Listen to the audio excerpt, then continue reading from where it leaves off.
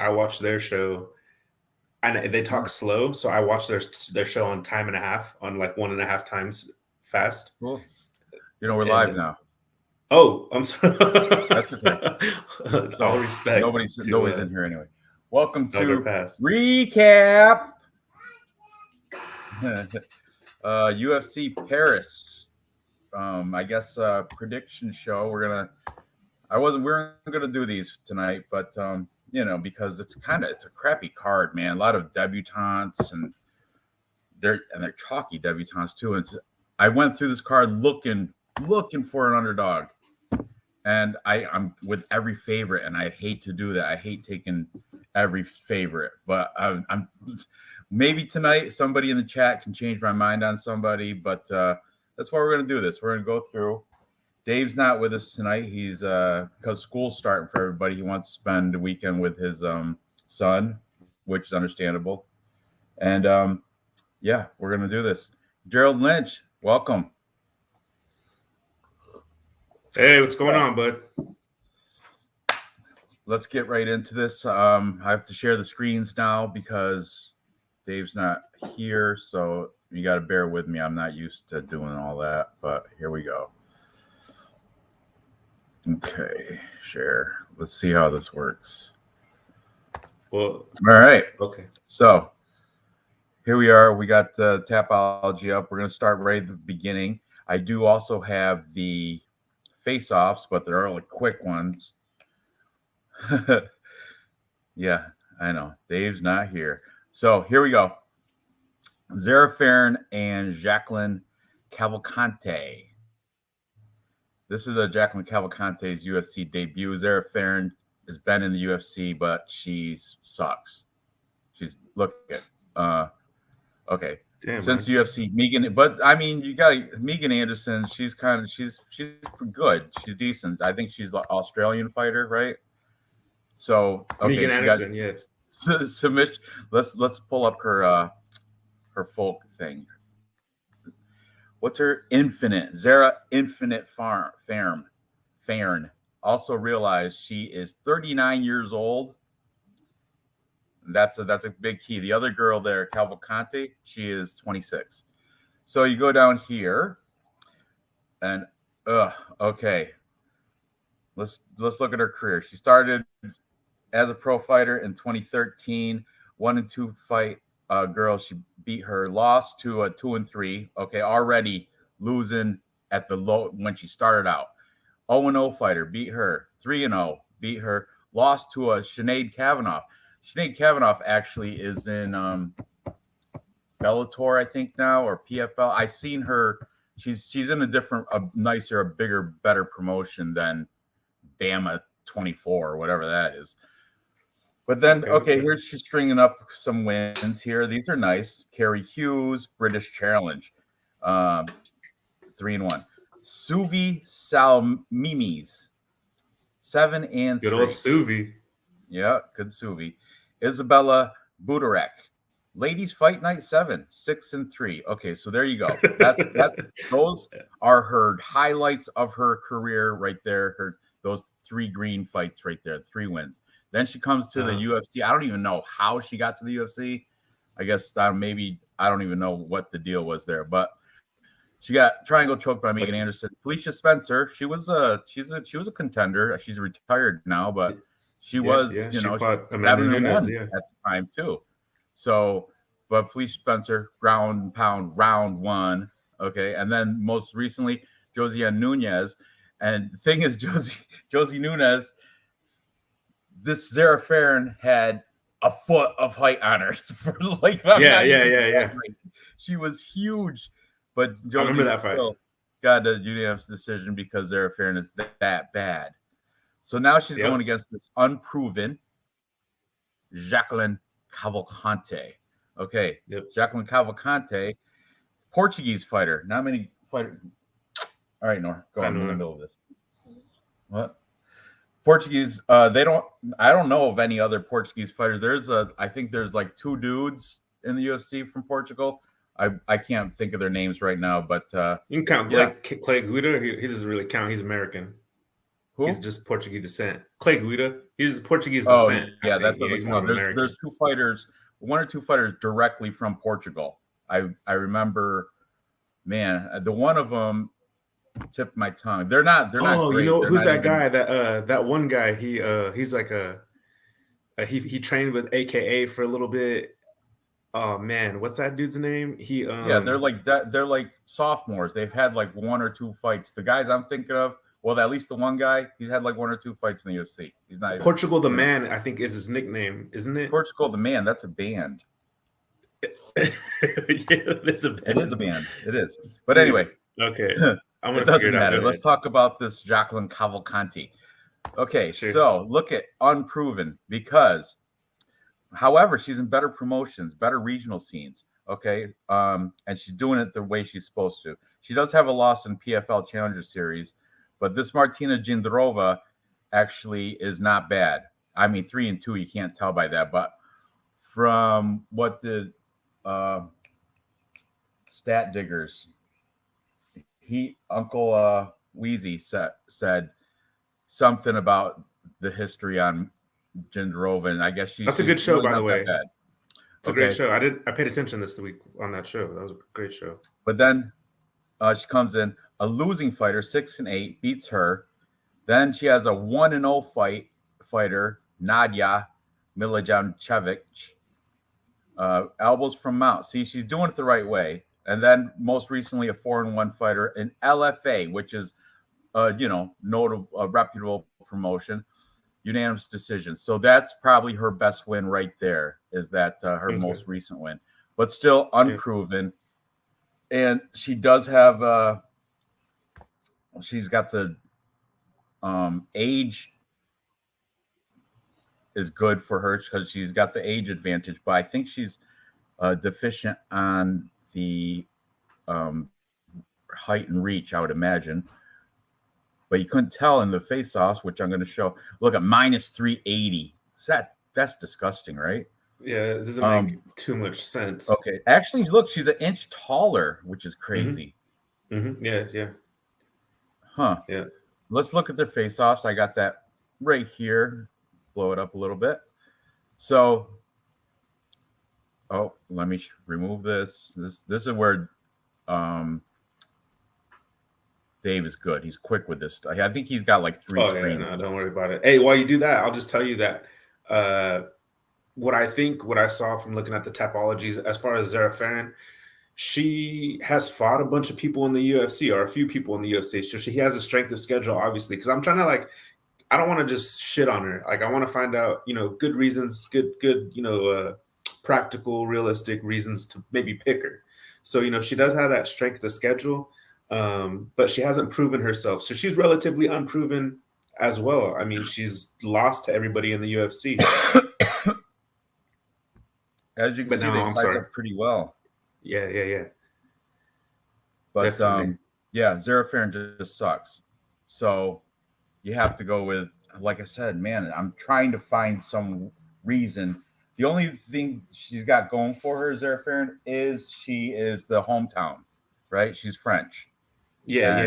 You know what? Portuguese. And the French crowd at this weigh-in were vicious. They were booing all the Italian fighters. That one Irish guy. They love their French fighters. So that And if it goes to French judging, who knows? Maybe Zara Farron might get the. I tried to scream. It was all over the place. Like, as far as my research this week, I was watching whatever podcast, whatever capper, whatever what I could. So it was all out of order. Not normally how I do it. So I feel a little out of sorts. But I did watch the actual weigh-in, the legal. Did you make weigh-in? And didn't she have trouble getting catch weight? Yeah, she had trouble making catch weight. She was over half a pound, and then she came back. She tried with the box of shame the first time, and she could have honestly cut her hair. It wouldn't have been a big deal, but she didn't. So apparently she went back. She exhausted herself some more. She actually made weight right on 140, and she's lucky, but she looked like crap still. And even at the actual ceremony, she still has to have those sunglasses on. So people were saying that had a bad weight cut. She's going to go in there weak. And Yeah. right here, 40-year-old, 140-pound prospect. I believe she has a history, or she missed weight last time or something like this, or in the recent memory, and she has a history of that. So, and then they're saying that she gassed out after round 1 against Jocelyn Nunes, and I think she had a bad weight cut. So she's the type of fighter that you don't want to lay any money on. Maybe Manny's doing it for Tapology because he's trying to win. No, I think I want to say, I'm not 100% sure, but I think Cody from Blood Money also picked her. Oh yeah, he is. He did. Because yeah, he did. And Yeah, if you can take something from her experience. So you got 3 UFC fights, and they're not against bums. You know what I'm saying? Josie Nunez, she might be short, but she's like a gremlin. She hits hard, and she's pretty aggressive. yeah. Then Felicia Spencer. Felicia Spencer was like 145-pound weight class when she was around. She was that, yeah, she was a featherweight there. And Megan Anderson, she's also a bigger girl too, Megan Anderson, and she was fierce too. She come in wiping people out quick. I So I suppose if see you really think about it, she's plus money, plus 300. She's fought the better strength of schedule. She's a big girl. It's her hometown. I could totally get that. I totally see that, but she's gonna fight for you for 1 round.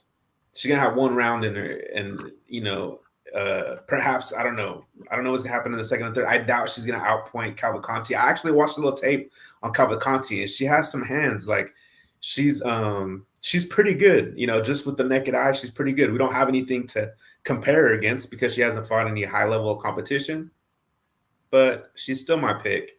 The odds are crazy. The fact that she's the most expensive person to get on DraftKings is crazy, and I totally see why people would pick the dog. Now let's dive a little deeper. Hold on a second.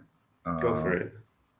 Yeah, we're gonna take a look into her Instagram. Infinite. Right. Let's go. Let's go. Check it out. So we got Infinite Zerafarin. Let's see if she's training at all. Well, she's got the voodoo stuff going on here with the bread and pasta. I don't know what that is there. Pedro Serrano. She's Joe Boo feeling like a star, signing the posters. Got the modeling picture. She is. I mean, I could see she's definitely a model. Look at these are all modeling pictures. I don't see. Look at. Oh, she got the cave miner outfit on. That was professional. There's Dave's next T-shirt. Yep. There you go. The one I got for him, I don't know. Looks a little bit like that. I don't know if this is her official. Yeah, it is. It has to be. I mean, there's so many followers. It looks like it is. I doubt it's a fan page. I doubt it. It's got to be. Or let me see. She just doesn't have that blue check.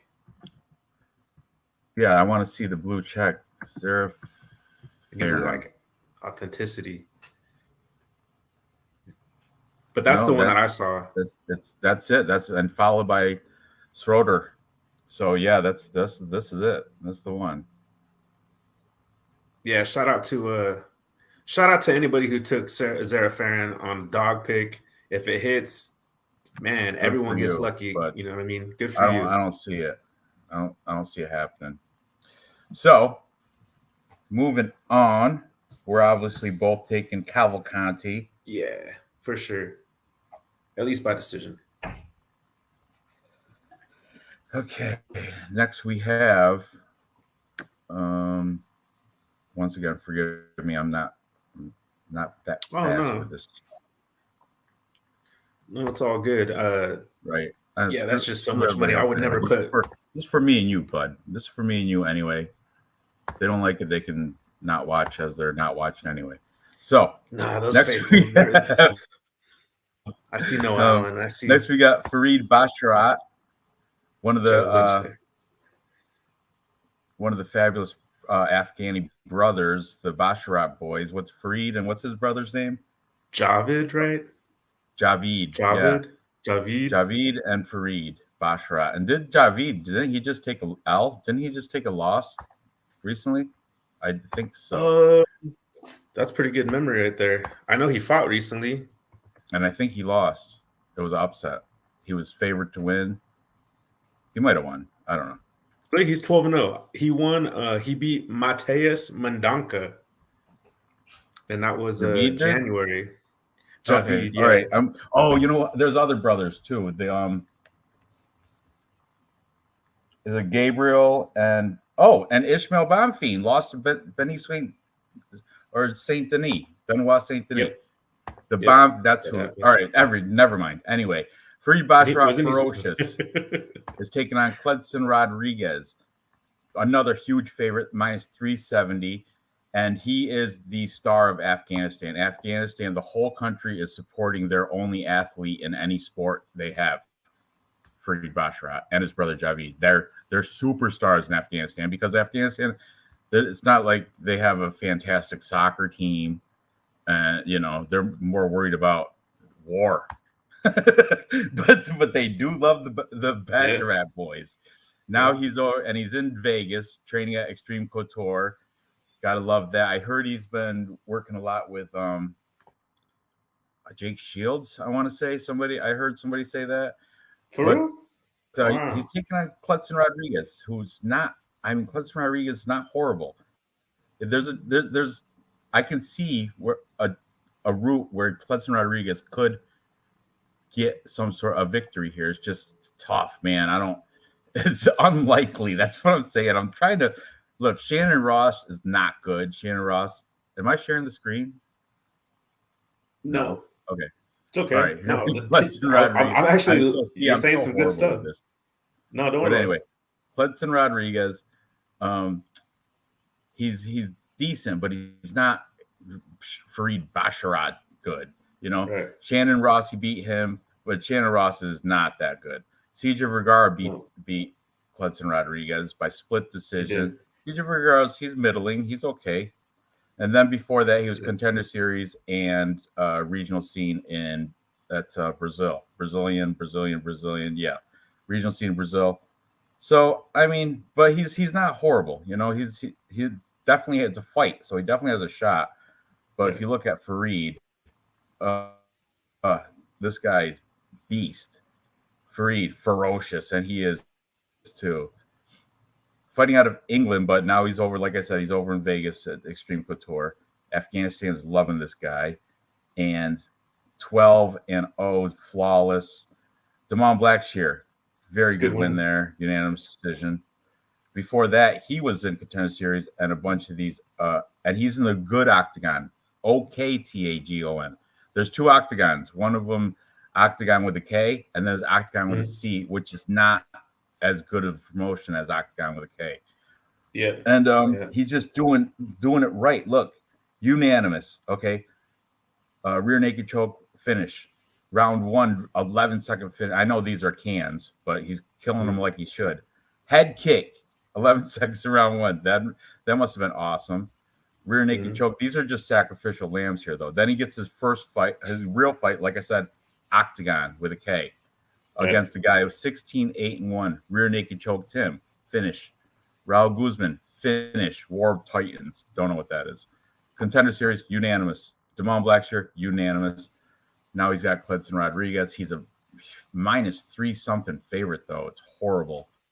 Hey, you know what, though? You could say that Blackshear is better than Cledson Rodriguez. That could be an argument. I would, if they were to fight, I would take Damon Blackshear probably over Cledson Rodriguez. But I think the thing that saves Farid is that he's just going to be used to fighting bigger dudes. He's the bigger, more natural bantamweight. Cledson's only fighting this fight at bantamweight because he couldn't make weight at flyweight.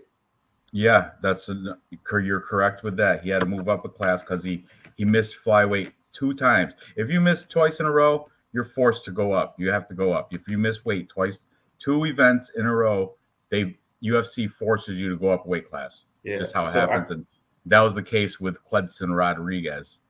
These are both prospects right here, regardless of the fact that Cledson has probably had a couple more, like CJ Vergara is very seasoned.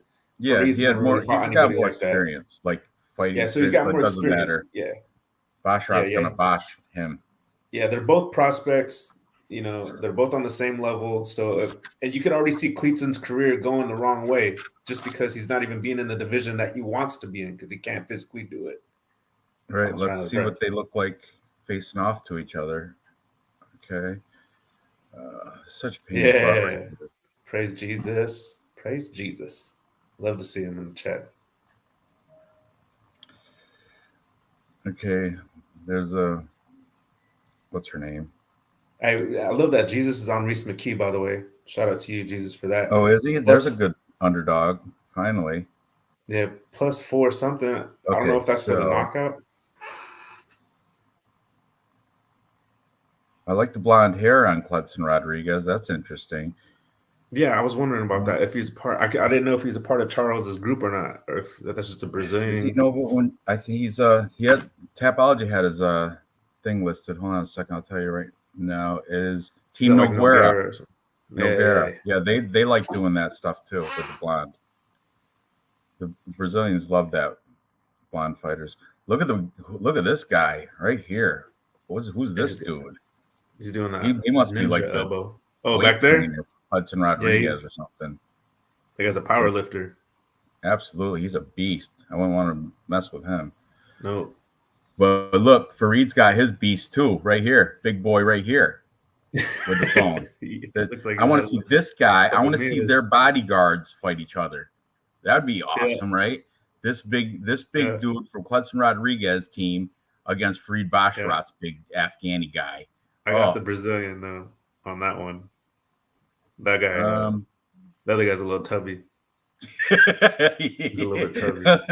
that'd be interesting. I don't. Yeah. Yeah, I think you're probably right though. I think the Brazilian guy's probably got a black belt BJJ, but I bet you Fareed's boy can fucking shoot a bazooka. Yeah. Yeah. Yeah. He could dodge one too. He He's could dodge one probably good as with an well. M16. Yeah. All right, Yeah. enough racism. Okay, the girl with the Oh, camera McKee phone via is KO. cute. Okay. She's the new I don't even. I think it's like an Instagram reporter because usually it's my howlerhead girl, my chubby Drew Barrymore looking girl. But Yeah. now we got this one. Dude, I And wonder she how much jumps they in. pay those girls just to hold a phone. I've I don't always know. really They wondered also that. use that one Asian guy with the glasses and the short haircut. They use him a lot too. But anyway, she's my second favorite. I still like the howlerhead girl one. But anyway, they size up pretty well. Neither one of them are intimidated. There's no you can't take anything from the face off. You can't see the walkouts or anything. But nonetheless, Fareed Basharat still has my pick. But Same.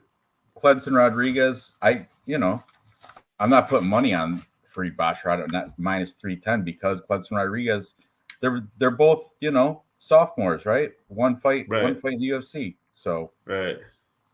how can you No, you're be right. certain? Yeah. No, you're right. He failed his first test, Cleaton Rodriguez, and CJ Yeah. Vergara. He failed his first test. CJ Vergara is decent. True. No, totally true. I ain't taking anything So, away from CJ. CJ's the man. He's the one that he can't he couldn't get knocked out by that Daniel, that other Brazilian guy. He was like he ran away from him. Remember that was that in San Antonio? yeah. That was Dude, good, what man. was that guy? Daniel De Silva or something like that. Something like that. Yeah. All right, now we got the cornhole girl. Taking on Jocelyn Edwards. Yeah, Nora Cornhole. Where's she out of? Is she Brazilian? No, she's French. Home team. French girl.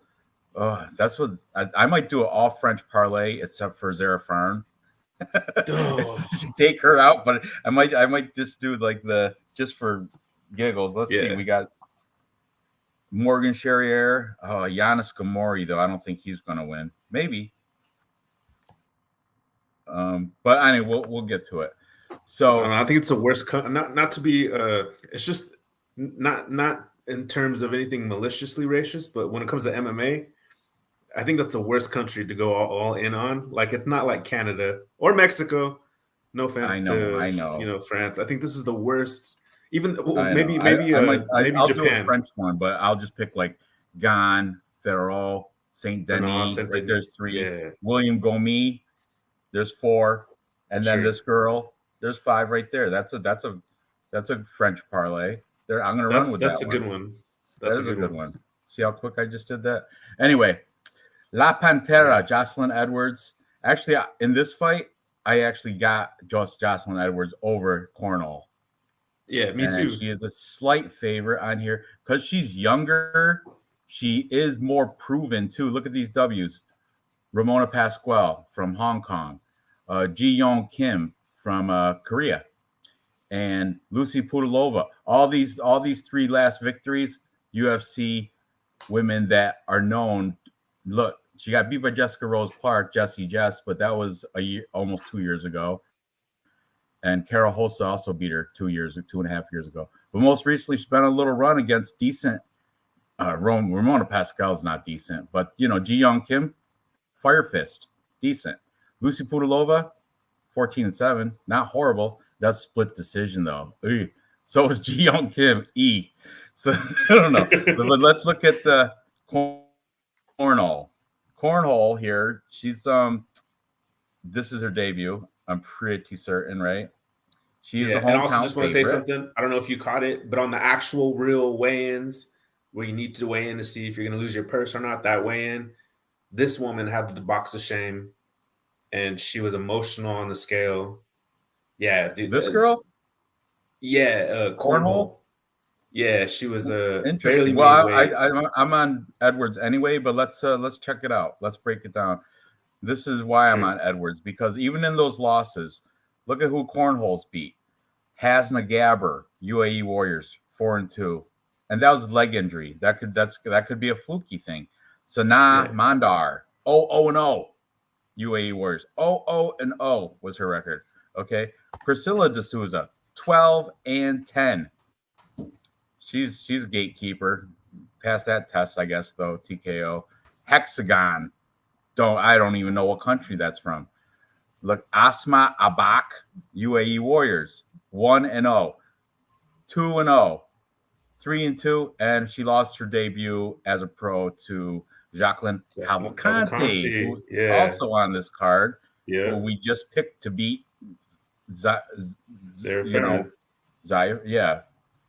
Farron.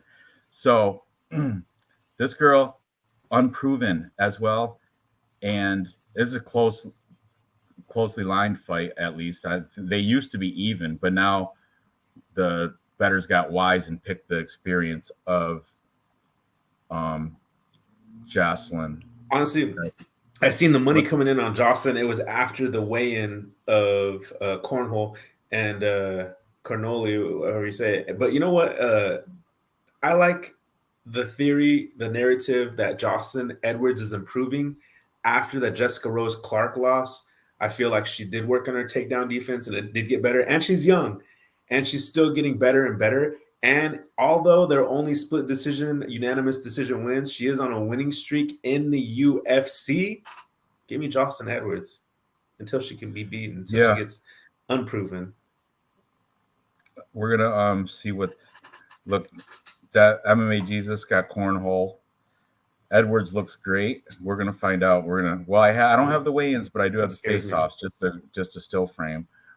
Dev's got good vision. She does suck, but you know what? I think she's a little bit better than this unproven can crusher from France. Me too, Ranch. Fading France is a good call, but not that parlay I just spit out real quick. Oh yeah, no. Except I don't know. I'm going to take Cornhole out, put somebody else in. Anyway, let's see their how they look in the face-offs, share and play. Here we go. Nope. Freed's like, nope. No, yeah, I'm gonna mess you up, boy. I'm gonna mess you up. All right, McMahon. Okay, get out of here, guys. And here we go. Jocelyn Edwards. Jocelyn looks good. Have a height advantage. She got 6-pack too. She does. She does look good. Cornhole looks like she's kind of tired, like she had, like you said, box of shame, tougher weight cut maybe. See how Long she's a day little at work. slumped. Her posture's a little slumped a little bit. You got to take Belly's these out. subtle hints. Yeah. What? Mm-hmm. Yeah. Yeah. She's Jocelyn slouching her neck Edwards. a little bit. The bad posture, that one. Agreed. I got Jocelyn too. I'm sorry. Agreed. Dev, I'm on the side. I'm on the Reese McKee with you though, brother. I know But- you're gonna hit that. Well, we do have to, for DraftKings lineups, you do have to take some underdogs. So this is playable. She's a playable underdog. I don't That's like true. putting women in the lineup, but it's not, I mean, Hey, sometimes it works out when you get that Denise Gomes. She helped me out a couple times. Edwards was given that robbery. Anthony. Yeah, we're having a good night. I wasn't going to do this tonight because Dave's out, but and plus the card is just not that good. But yeah, why not? Why not? Let's do it. I enjoy doing this. So Hakata Police, Cornhole. He's on Cornhole as well. Should have 7 likes by now. It's free even for lurkers. Thank you, but I'm not about it, but I'm sure. I do this for you guys and for me. Actually, I don't even monetize this crap until, you know. Hey, I know it's a small group, but it's elite. I mean, these like Ice Viking, Dirty Red sometimes pops in. It's entertainment purposes. Dev, you know what I mean? I appreciate it. When I first started doing YouTube, there was this dude that he would do things like this, but it'd be like private, members only, and he'd do show like 3-hour shows with like 8 people. Yeah, Nor, I think Can you give me a big beer? I think your show would take off. Now I'm starting to feel the Paris coffee. No. You know, you took a break, but you had momentum. You had momentum for a while when you were putting out 3, 4, 5 shows every day. Yeah, I know. You had some momentum. It's too taxing on my life because my real job, the one that pays the bills and feeds my kids, that one trumps YouTube. So YouTube will always be here, Ranch. YouTube will always be here. Yeah. So we're both. You're taking out Edwards as well, right? Yeah, I have to just on principle. But I will probably put Cornhole since the chat is on her. I'm gonna put her in a special DraftKings. Some DraftKings lineups as well, but my Tapology pick is Jocelyn Edwards just for the experience. Okay, I can see that. No, not the pink ones, the white ones, sweetie. Those pink ones are too strong tonight. Bring me some hoppy beer, hoppy small batch. Some IPA. Beer. I just want a Miller Lite. Thanks. Someone's daughter replaced the Hollerhead girl. Well, this is in France, so I don't think Hollerhead girl can leave the country. She's got some felonies or something. I only see her in. Oh, you know what? She was in Singapore, wasn't she? Yeah, she was. She was. So that's a lie. That's a strict country. That's a lie. But before Singapore, I only saw Hollerhead girl in Vegas. That'd be crazy. She has some crazy felonies. Oh my goodness. That would be awesome if she did. I'd like to be more. Same, girl. Actually. Get my respect. Okay, for all the lurkers in the chat. Thank you. There you go. This is actually water, but it looks like beer. Oh, Liquid Death. Is that carbonated? Sparkling water. Yeah, that's kind of gross. I've had it. I'm just being honest with you. Okay, so up the card. Share screen. And who we got next? Let me see. We have Ang Lusa and Reese McKee, baby. I like this fight coming up right here. This is a good one. Fight. This is one to talk about. Oh yeah, right here. This is like I told you before we came on. I was like, I have all favorites picked, but I'm looking for spots for underdogs, and this might be one because I like Angelusa a lot. The Last Ninja, but Skeletor, Reese McKee, he's got that height and reach advantage. Here it is. It's let's see, He's got a 4-inch height and a 4-inch reach advantage. And he can use that. He uses his reach very well. He sticks from the outside. He's a spatial fighter, so he can jab and back off before shorter reach fighters like Angelusa can strike back. But Angelusa, Killcliff, you know what I'm saying? Killcliff is he's well rounded, and I'm pretty sure he's got a black belt too. Let's check his tapology of his resume here of who he's beat and whatnot and who he's lost to. I do believe he's a black belt, and I think he use it recently. No, it doesn't look like it. No. Okay. So he beat AJ Fletcher. That was a fantastic win. AJ Fletcher was the favorite in that fight, and both power punching. That was good. Got unanimous decision. He lost to Mounir Lazzez, but Mounir Lazzez is he's middling, but he's upper shelf middling. He's not quite contender, but he's right under there, he's probably ranked like 20. You know what you could take away from that? He's probably taller than Anguissa. He's taller. He's also a tall fighter. You could take away from the fact that maybe Anguissa struggled. Oh, he's 69th, ranked 69th. I was wrong. I thought he was a little bit higher than that. But anyway, Mounir Lazzez is not horrible. Before that, he was in regional scenes. John Howard, Jack Della Maddalena, and Jack Della couldn't take him out, though. That's key. That's true. Jack Della takes out everybody. It went to unanimous decision. That was in Contender Series. Then he's back in the regional scene. His only loss regional scene-wise is to LFA fighter Jonathan Thompson, 8-4. Split decision, too, so I didn't see that fight, but I'm sure if it's split decision, that means one judge picked him, so it could have went either way. I hate looking at split decisions. So that's Angelusa pretty much. Now let's look at Reese McKee. Now this is as you're doing that where I did watch that Jack Della Maddalena fight. And I know I made Jesus on a Reese McKee. What's that? Oh yeah, I watched that fight of Jack Della Maddalena and Anguissa, and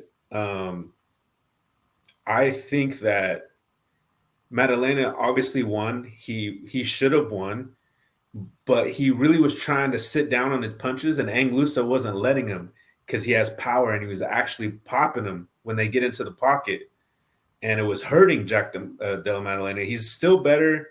He beat him, but the fact that he was able to get close to Jack Della Maddalena was the whole difference. And I don't think he's going to be able to get close to Reese McKee. I don't think he will, because Reese McKee actually has a better jab than Jack Della Maddalena. Jack Della Maddalena has the combinations. He's really tight. He always comes with 2, 3, 4 punches. So Reese McKee, Cage Warriors, obviously he won a championship there because his picture's got the belt. Cage Warriors championship belt right there. Okay, and he got the Cage Warrior. What? That's a credible promotion. That's it's over in England, right? London, Ireland, whatever. Let's see.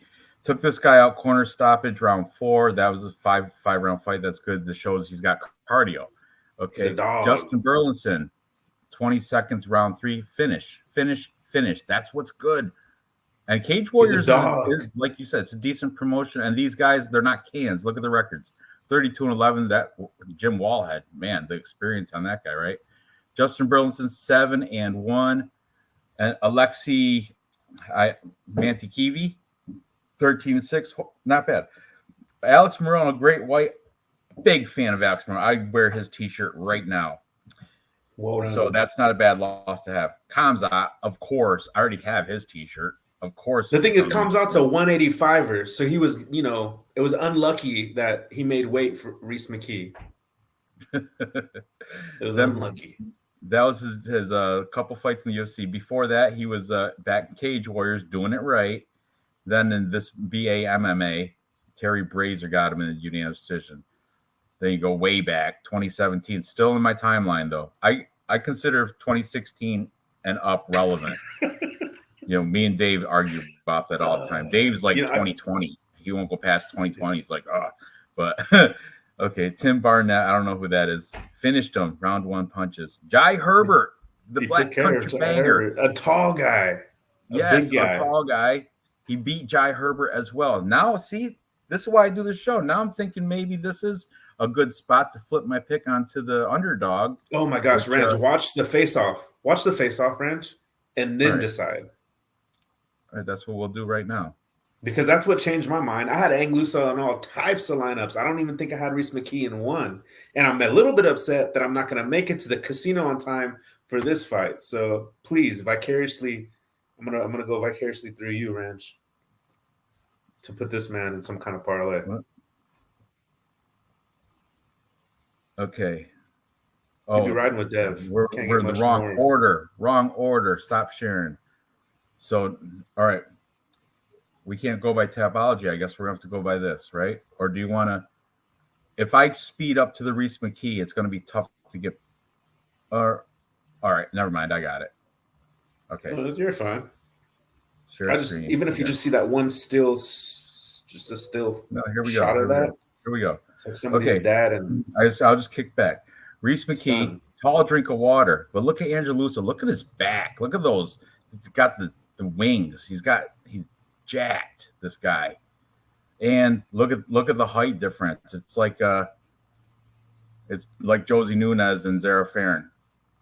Right? Am I right? Yes. That's a good comparison. Look at Skeletor. You know why his name's Skeletor? Because he's built like a skeleton. There's nothing to him. Looks like he could just break. And look at Angelusa, how jacked he is. Looks like it can break Skeletor. That's why I got to stick with Angelusa. But no, I don't blame you. Oh, look, MMA Jesus though. McKee via KO is plus 420. I don't know what that was. Those clouds. I just made that was off. I get it. Off the cuff, right there.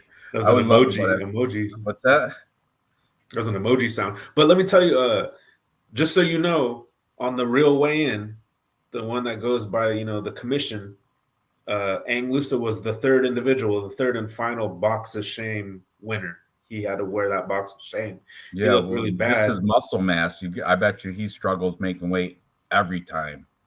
Because he's got the muscle weighs a lot more than fat does, and it's easy to lose fat. It's hard to lose muscle. His body fat percentage is probably so low.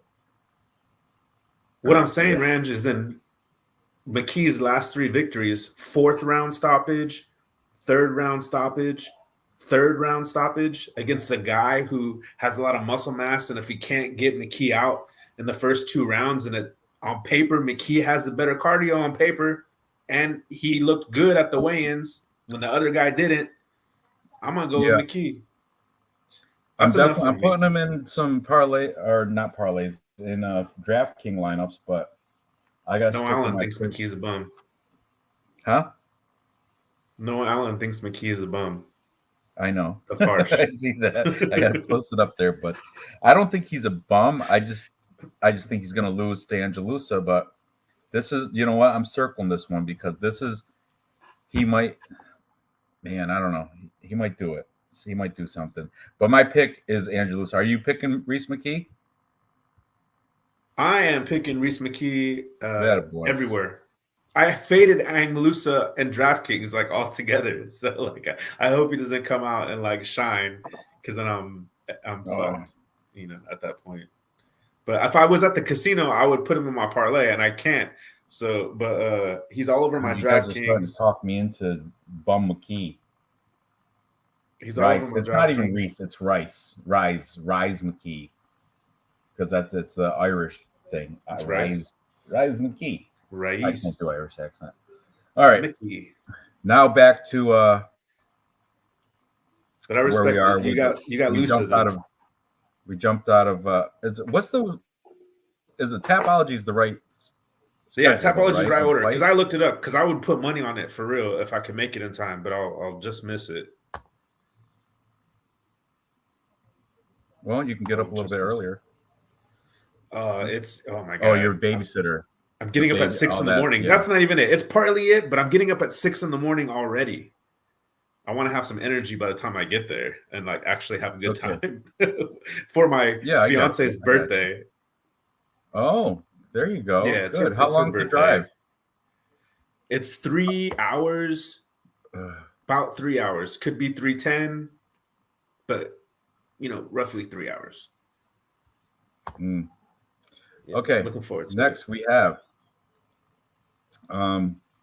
Taylor Lapillus taking on Howlin'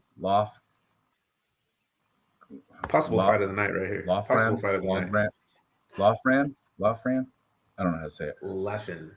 And Laughin. this one, oh man, the thing on when they wait till you see their face-offs. This Irish guy, Colin Loughran, the Don. He was booed so hard. He gave double middle finger to the entire French crowd because they're all behind their homeboy, Taylor Lapillus. Double impact, and they should be. Taylor Lapillus has the experience. Let's check it out. Okay, double impact, Taylor Lapillus. He's been in the UFC, I think, before. He had a stint, didn't he? That's what I heard. I heard that. Yeah. I think he even had a win. I think he. Yeah. Look at. Oh no, he didn't. But he did down here back in 2016, right at my cutoff year, and he took a win. He was in for a little bit. Look at this. 2015, he entered the UFC. Okay, he beat Rocky Lee. Then he beat Oka Sasaki. Punches round 2. He lost to Eric Perez. Then he beat Leandro Issa. So 3-1 in the UFC already. Then he went back to, I don't know why, but he went back down to this GMC promotion and fought these. I know, weird, right? It is weird. Oh, nasty spider. I missed him too. Ugh. Anyway, look at this though. Hopefully it's not poisonous. A win against Nate Maness. Nate Maness is decent. Dude, I seen that. I seen that highlight, and he side kicked him. It was beautiful. Like Taylor Lapillus is so good in those in betweens where you're kind of watching the fight and you're like, dang, why doesn't he punch him when the guy right there? Style? Like, is it Taekwondo or something, or karate or kickboxing? What's his background here? Does it say? Tell you the truth, I didn't see anything crazy in the way of submissions, but it looks like he has several submission wins. I think did it show right there on Tapology? He has what? Oh, right here. Yeah. He has several submission wins. I got you this time. Arachnid. Ugh, be careful. You got that. Yeah. He got 6 wins by submissions, 4 wins by TKO KO, 8 wins by veteran. He's nice. It's nice. Only 3 losses. Wilson Heiss, I've met him when I was in Philadelphia back in like 2004. That guy. He's aged though. He's kind of, do you know UFC Celebrities and Classics, the Bulgarian Cowboy, Vlad? Yeah. I discovered Vlad has a huge like painting of Wilson Heiss. Like it's like the size of like the Mona Lisa. It's a huge. I'm like, why do you have that? It's a gift.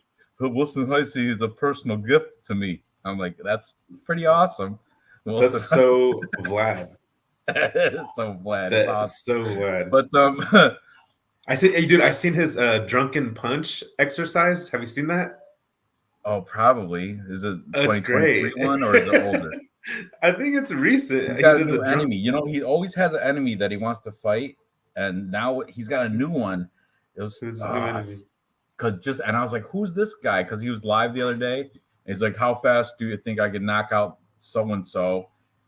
And I was like, he's beefing. Check the guy out, and he's a loudmouth. He's a capper.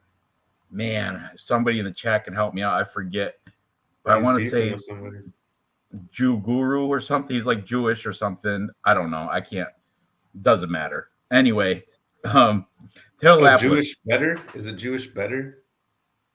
I don't know. He has a strong personality because there was somebody, I think it was Jewish better, that was like going at me in chat one day because I was in the Dogger Pass podcast comment, and all of a sudden somebody was going at me one day too. Huh. Maybe it's a different guy. Maybe. All right. Anyway, Taylor Lapillus.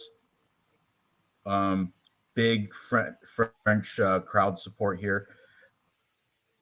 But his opponent is a knockout guy. This guy brings the heat, and the aggression too.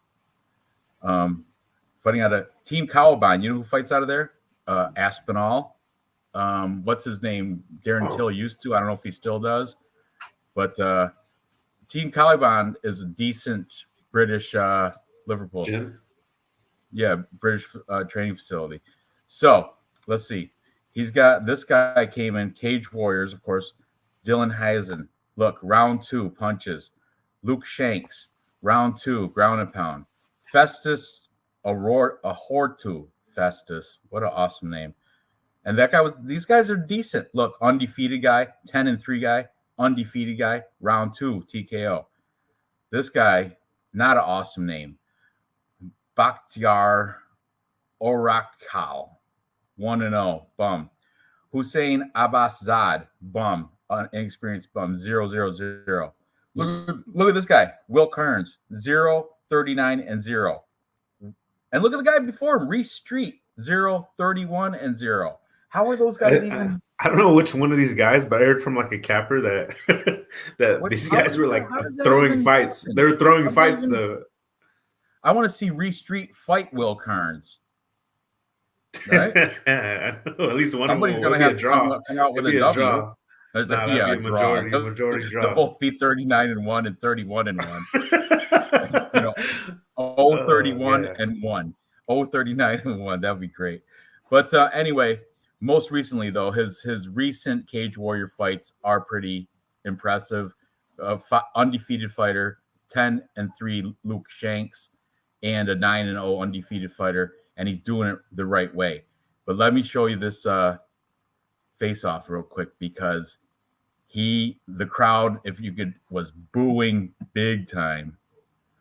I seen that. Right here, I stopped the frame in a bad spot. Looks like he's gonna go grope. He's gonna grope Lapalus right there. Let me see that package, doesn't it? Like, oh, I'm not sharing it yet. There it is. It's all good. Look, let me handshake that thing. That's a Boy, questionable. Grab that snake. That's a little suspect. No, Alan said the Irish guy's going to starch Frenchie. It's going to starch Lapalus. Hey, you know what though? He's got so much power, and he kind of reminds me. He's a dog, like Billy Golf, and he's very confident. When I was capping this fight, I went and did some. First thing I did is watched Kaolin or Lafren fight.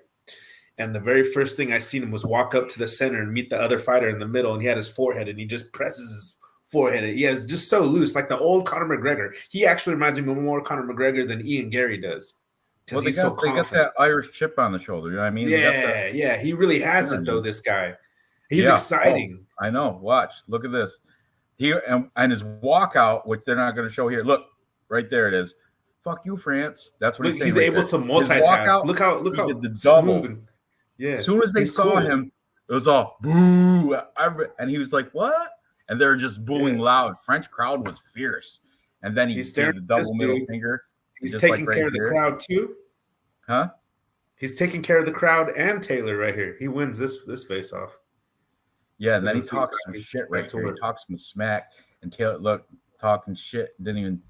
I gotta kick that back just a little bit.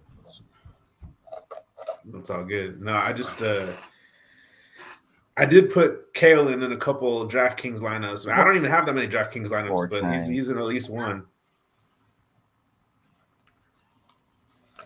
Here.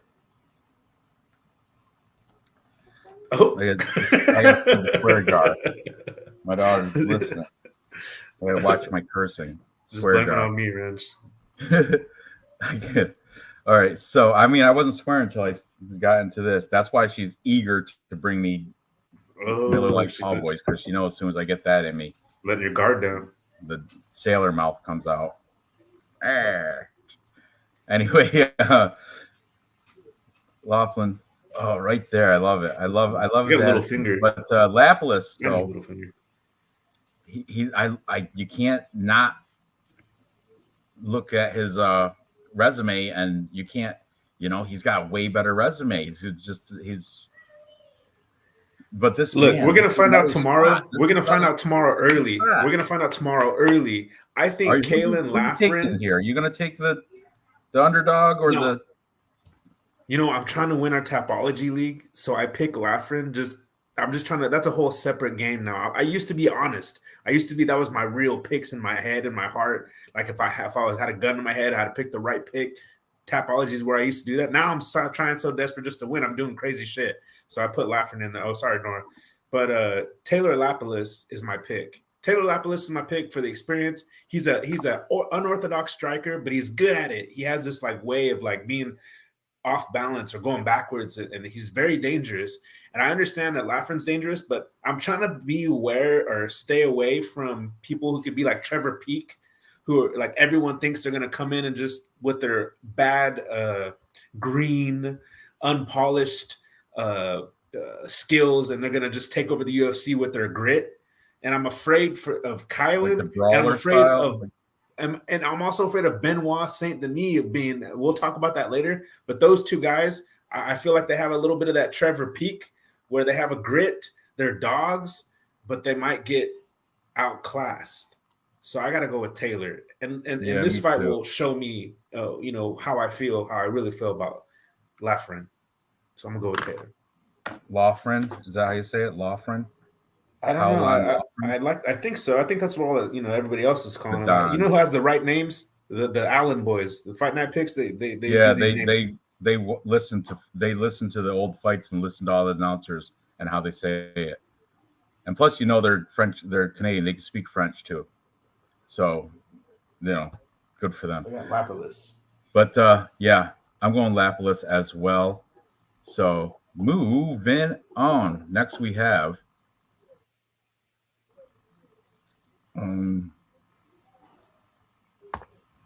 Okay.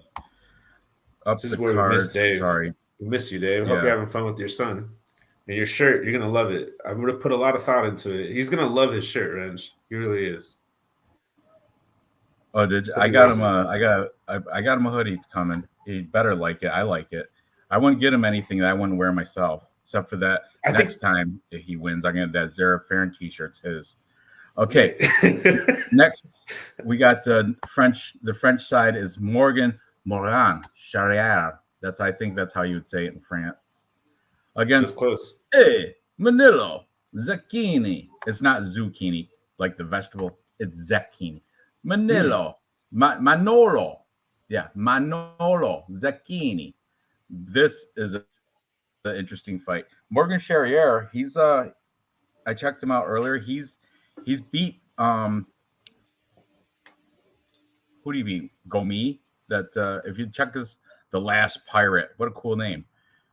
Check his resume out, and where is it? Oh, look, it goes back too. Okay, so look at this. We'll just go back this far because none of this before, like I said, 2015 and before that, I don't even include that, but. You go through, he's got what is he in Luxembourg regional? Okay, nothing. There is William Gomi, also on this card, who is proven that he's a decent fighter, and he's the favorite on this card as well. And this guy, heel hooked him in 100% Fight Contenders back in 2016. Okay, he lost to Saladin Parnasse, who I think Saladin Parnasse, I'm not 100% sure, but I think he's like maybe PFL fighter, but I've heard the name before. This Alexei Olenek is not the Alexei Olenek you think. Not the, what I mean? It's not. Yes, not the guy who hugs you. This guy is front hugs you to death. He's not the boa constrictor. This guy is just this guy, Russian, 30 and 22. But anyway, it's not the boa constrictor Alexei Olenek. That's a guy who has heavyweight a or whatever. Is he a win heavyweight? Percentage. So, but look, Soren Bach is definitely in Bellator. Not that good, but he's in a different promotion as well. Man, he might be PFL too. But I know he's definitely. I've seen Soren Bach and I've put money on him, and I've lost money on Soren Bach.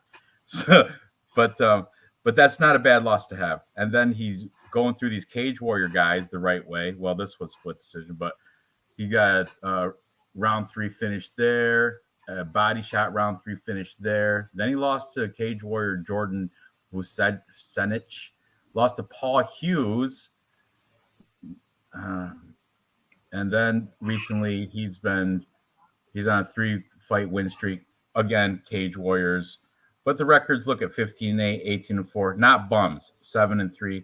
Not bums. Decent fighters out of the Cage Warriors promotion for Morgan Charrier. And he is home team. Look at the pride. Look at his gloves. Got the French gloves on. The Cage Warrior belt. So he's won that before. So that's Morgan. And now let's look at his opponent here in Manolo Zacchini, who is, you got to remember, the Italian regional scene is weaker than the French regional scene, which isn't saying much. But Morgan Zacchini, he was booed as well.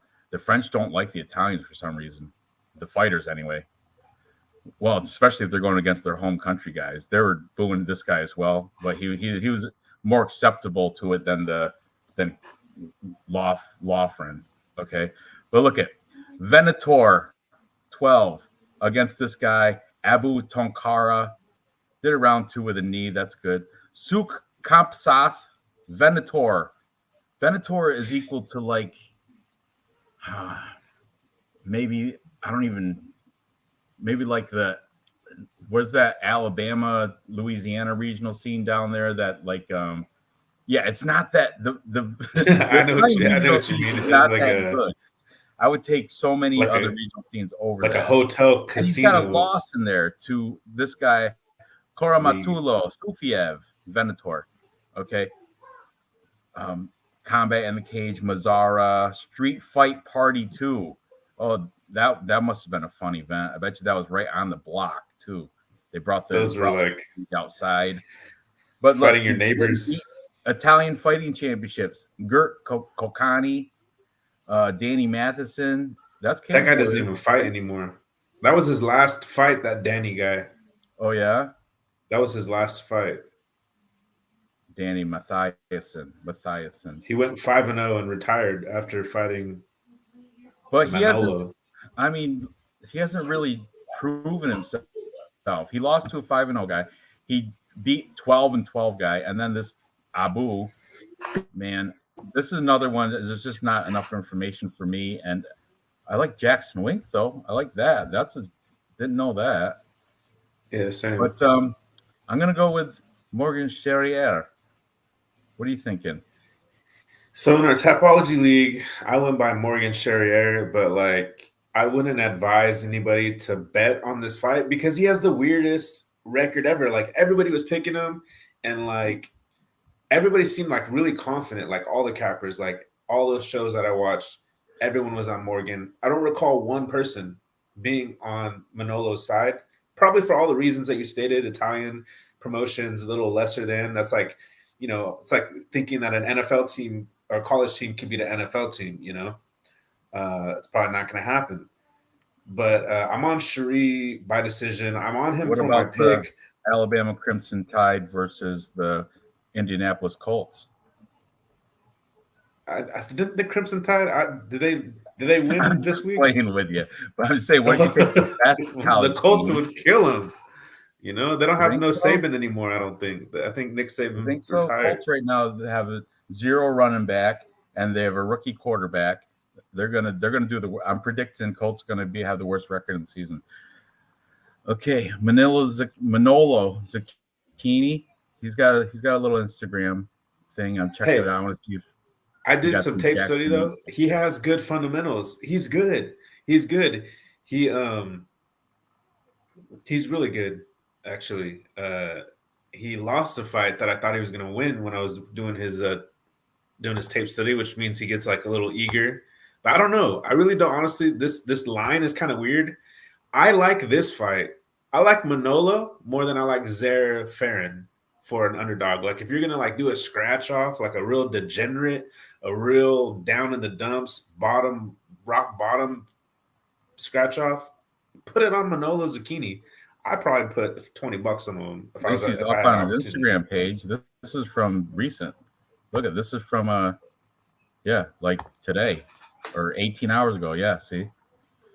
So that's good. I want to see if he's got Jackson Wink training pictures in here. And I don't see what? Oh, puffing the blunt. Puffing the blunt. That's all right. So Nate Hey. Diaz does that. It's okay. Yeah, I guess. It helps. It's recovery. Sean O'Malley. So yeah, I guess it's a winner move. Fake surfing? What? Dangerous. I don't see many training. I see a post-training picture there with what's his? He's at King's MMA. Dominic Cruz there in the right there. See King's MMA. I've heard of that. It does say King's MMA right here. It was 12 weeks ago, but it said Jackson Wink on his Tapology. And who's this? Maybe that was a stint. Oh, look, Jackson Wink Smith Brothers Gym. What? I don't get it. See, see where it says Jackson Wink there. Noah got first in Tapology last week. Ooh, Dave owes you a T-shirt.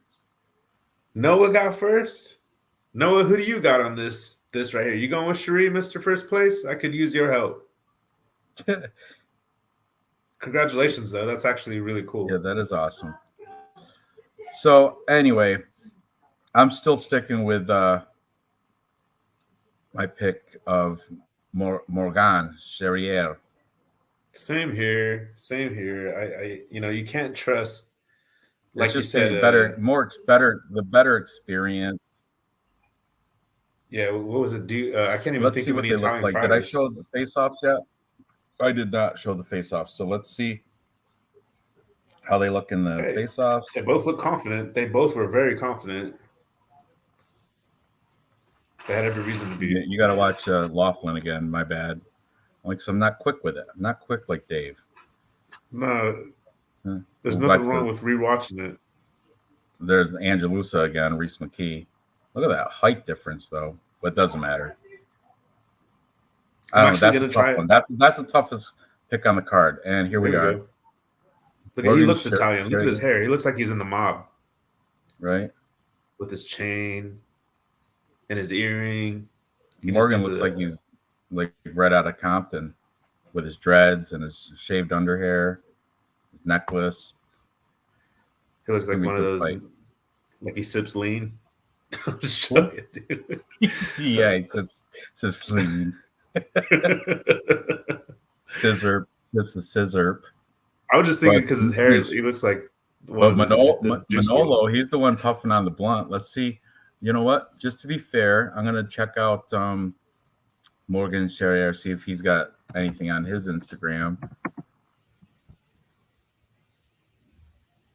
Damn, they size up pretty well, right? They do.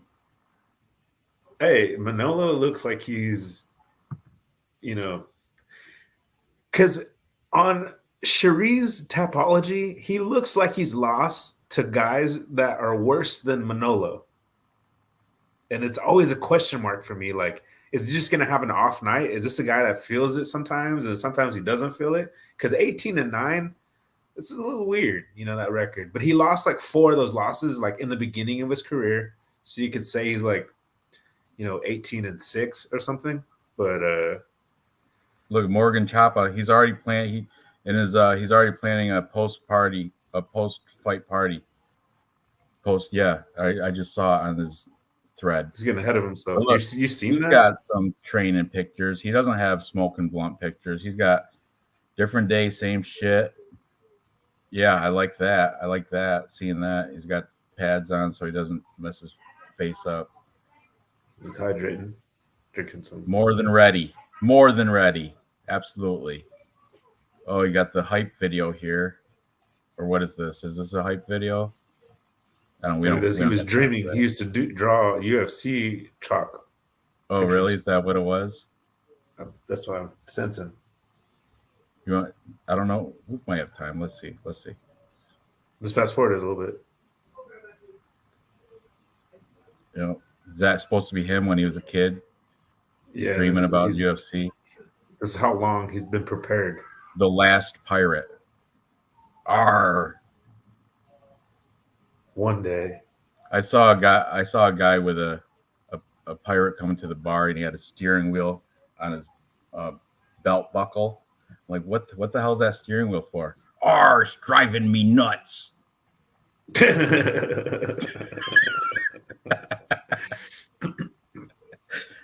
It's a nice conversational piece. Yeah, good stupid It works dad with joke. the ladies. Oh, look at lightsaber. Anyway, my pick is Morgan Charrier. He doesn't really have. Always got post fight pick with Amin Fierceness Ayub. Okay, whatever. I'm still on Morgan Charrier. Go with Sherry. I'll go with Sherry too. So are you. So moving up the card, we got let's see. Tapology said that's the right order, not the face-off. So did we look? Yeah, we did. Slick back hair on Zucchini. William Gomi versus Yanis Gamori. Now these guys originally were supposed to fight. Yanis was supposed to fight the Irish guy, Lawfren, right? And right. William Gomis was supposed to fight Lucas Almeida. For some reason, Almeida, I think he might have got an injury or something, but Almeida is out. So then they just mix stuff up, shuffle the card up and put a little bit. It kind of like that Nate Diaz, Tony Ferguson, Cosmot, Jing Liang, or whatever it was. Yeah. So, no, it was Kevin now Holland. William Gomi is fighting Yanis Gamori. It's French on French. Wonder who the fans were rooting for in this one. I probably Gomi, but I don't know. We're gonna check it out because this is another one. I don't even know the odds, but I'm on William Gomi, and I do believe he is a nice favorite. I don't have it written down or anything. He's like over minus 200. It was like minus 218, and I'm pretty sure it's trending in that direction, in Jaguar direction. William Gomi. Because look at that. Look at all the green. But this guy's got the green too. Desert Warrior. Yanis Gamori. Yeah. I did some tape MMA study Factory, though. That's where Cyril Gahn, Alan Badeau. Yeah. That's the big what's his name? The coach there, Fernand Lopez is the head coach there, well-known name throughout. That's where Lapalus is from too. Is he? MMA Factory? Yeah. This guy, guy, Climax Fight Academy. Climax also has some UFC pros. Just real quick, I want to see who they are because I definitely have seen that name. We'll go through. All right, I guess I'm wrong. I could have swore I saw that. Maybe there's another Climax in a different country or something. Anyway, William Gomi, we're going to check. He's a minus 210 favorite. Gamori plus 170 coming back on him. 12-2. And one of those losses is to who's that fighter on the card here? Where is it? Morgan Charrier. We just talked about him. Yeah. That's right. That loss happened in 2016. But here we go. He most recently is coming off a win over Francis Marshall, split decision, which I don't know if he really won that. I think Francis Marshall, I don't know. That's tough to call there. And before that, majority decision over Yarno Aarons, who we just saw last week, right? Saw him lose. Right. Yeah, he lost to before that, Choi. He was in Aries FC where he beat Jose Marcos, 11-5 fighter. Look at Damian Lapalus, so it's canceled. Wonder if that's any relation to what's his name? Taylor. You think? I don't know. Maybe that's his cousin. Arip Yakubov, round 1. That's good. That's UAE Warriors. Then before that, just nobody I've heard of until we get to he beat. Go back up. He beat. Look, there's that Saladin Parnasse again. Yeah. You know what? I can't remember this guy. Let me see real quick. I want 18-1. Me. He is in a different promotion right now. Damn. He's KSW. UFC should sign him. Has he been in? They should. and he's winning. Yeah, he's definitely KSW strong. That's where I've known his name because look at all these people he's beaten. Morgan Charrier is on there. William Gomi. Yeah, why didn't they bring this guy in? Hey, so you can't really hold one that loss loss over anybody's head. One loss to Daniel Torres, 11-4 fighter. Dude, he had an off night. I like him. Saladin Parnasse. I'll follow. Anyway, he's good.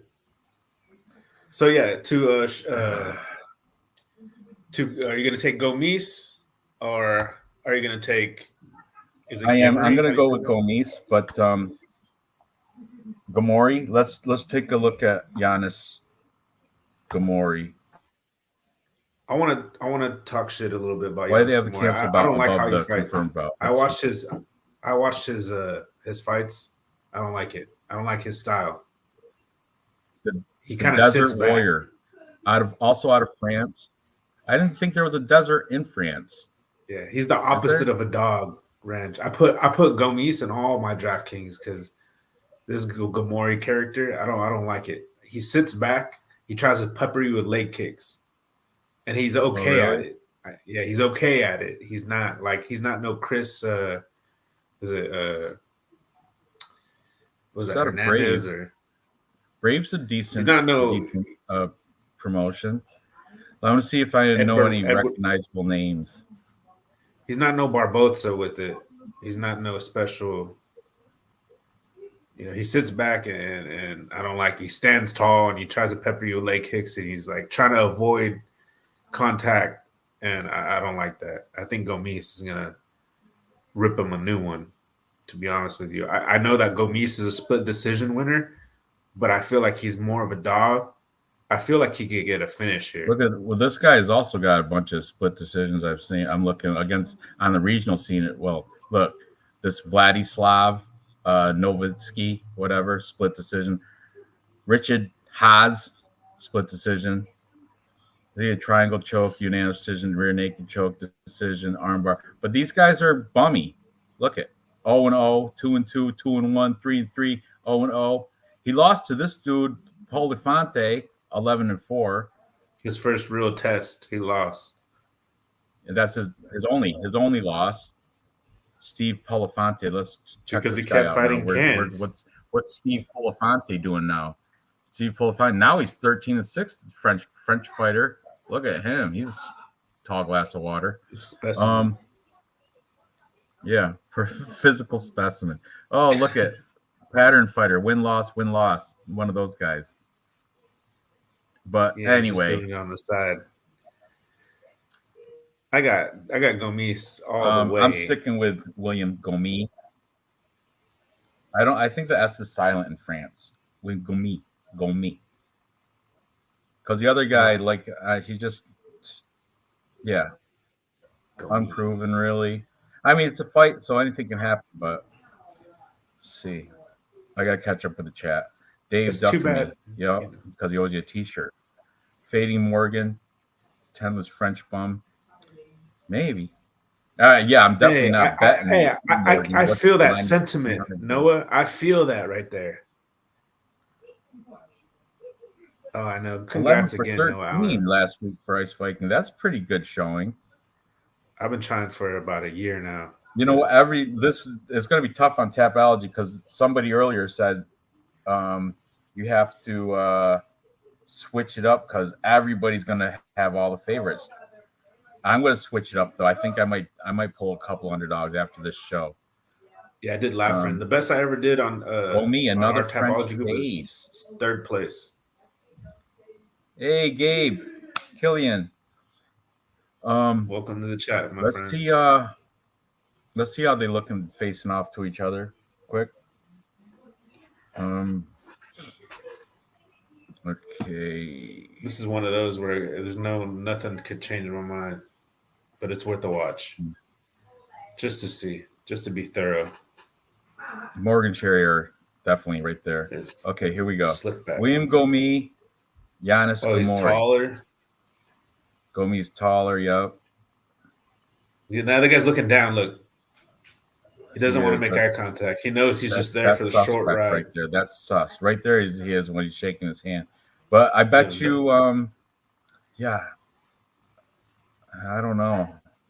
I think, yeah, I think look right there. I think he's nervous because Gomi's been there. You know what I mean? Gomi's been he's already fought in the UFC. This other guy, yeah, those jitters never. are gone. That And guy's yeah, probably an he's adrenaline definitely dump. nervous. He doesn't even the smile is nervous. He got a nervous smile. Look at the cauliflower ear, nasty, nasty cauliflower ear there. That's a good point. And Gomis don't really have much, huh? He's wiry though. I think yeah, Gomis got this. Ooh, That he's been on his face. That's why he hasn't really been dominant in those wrestling positions. He's been getting manhandled. His ear shouldn't look like that. It looks like a heart. how did you how did either one of these guys box to shame it? No. No. There was just three people, two girls, and then Ang Lusa. Yeah, I think Gomi is definitely the confidence is there. He's the veteran. He's already fought and won in the UFC. Oh, look, I can't wait. We're gonna get into that next, but there you go. yeah. So But we yeah, got I'm sticking with the Jaguar, Mhm. William Gomi. Even though Morgan Charrier beat him, they should have rematched it. But whatever. Um, let's see. Nice. So you're also on William Gomi. Absolutely. All right, I have an 100%. old sheet, so I gotta cross out Lucas Almeida and write in what's this guy's name? Giannis Gamori. Gamori, which sounds like a Italian name, and he even looks Italian in the picture, right? In the face-offs, he looked like he was Italian, but French. French. Giannis Gamori. Okay, up the card. We have next. Volkan Ozdemir taking on Bogdan Guskov. This guy looks like Bogdan Guskov looks like Ukrainian or where's he from? Kazakhstan or Uzbekistan or something. Let me hold on a second. Share. Okay. Bogdan Guskov is Uzbekistan, right? He looks like a Uzbeki Anthony Lionheart Smith. Does he not? Or is that just me? No, he does. He resembles him. He could be like right. I think it's the damn. bald head and the They need hidden to do like eyebrows. an Like his ancestor. eyebrows are under where they're supposed. Did he shave them off? Does he got eyebrows? Look at They're Vulcan underneath No like Time that flat. Ozdemir. Now he should change his name to All the Time because he hasn't knocked anybody out in quite some time. Look, his last 5 split decision to Alexander Rakic. That was split decision. Yuri Petroska TKO overhand right. Got him. Magomed Ankalaev unanimous decision. That's not a bad loss either because Magomed Ankalaev's beast. Paul Craig, he beat him, and I remember that was a good fight. He a good smart fight IQ because he refused to go into that ground game, and that's what Paul Craig he knew that going in. That's why I'm impressed with the fight IQ in that one, getting that decision. Then Nikita Krylov took care of him, unanimous decision. So mixed results for No Time Volkan Ozdemir out of Switzerland, and but this guy here, Bogdan Guskov. Dynamite. He has dynamite in his Zarovich? hand. Zarovich?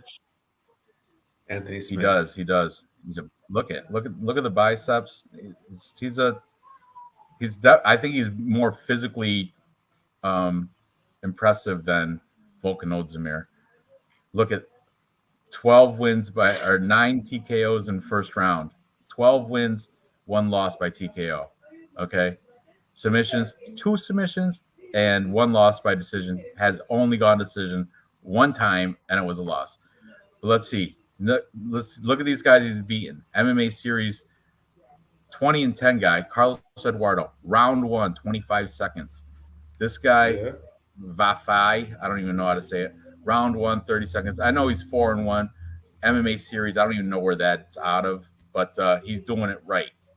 Round 1, ground and pound against Abdul Al-Wabe Saeed. Before that, here's his one loss. Is that? No, it's not. Never mind. Vyacheslav Slav. I thought You're that thinking was the Slav boxer? there for a minute. You know what I'm talking Oh, about? really? Oh, okay, yeah. But it's not. It's 33-8, and it's the wrong weight class too. I do believe, right? This guy 36-9. He is now. Slava. He's also a Slava. I was close to the nickname. Russian. Huh? $15,000 career disclosed earnings. That you can make a living off that in Russia. Yeah, you can. A lot of communism. A lot of vodka. There it is. Bogdan Guskov, round 1. But anyway, if you go down, Bogdan has a striker. You were on the right track with Bogdan. If you go down, he has a triangle choke finish. I seen that, and it was super impressive. He was on the bottom, and he just casually. Right here, 2018, Konstantin Adresev. He just casually choked that guy out. He just threw his leg over. Here's another choke too, back in 2018, Akan Magomedov. It's in his arsenal. It doesn't mean he can pull it off against Vulcan, but he knows how to do it. Shut the door. So, yeah, I'm on the favorite Vulcan Ozdemir but this guy he's live. Dangerous. I mean, let's see how they look in facing off. Right? He has one touch knockout power. Let me catch up with this. They both look confident. They both look confident in their own way. Guskov avoided eye contact too. We're gonna find out just a second there. But it was more like sizing him up, like I'm not really, you're little. It's like that he was thinking, like you're Vulcan, you're a little guy, Vulcan. That's what I thought he was thinking. See, he's looking at him like. Yeah, he is kind of sizing him up. Let's see. He's like, your chest is smaller than mine. Only dogs in the whole card I like are McKee and Cornhole. Me too. I think. Well, I'm trying to find reasons to pick other dogs. I like every favorite on the card. I think Jocelyn Edwards is going to beat Cornhole, and I think Angelusa is going to beat McKee. To be honest with you, but I do have to pick some dogs just for Tapology reasons and DraftKings. You should do a $20 sprinkle, Ranj, on all the favorites. I've never done that before. Do a $20 sprinkle on all the favorites.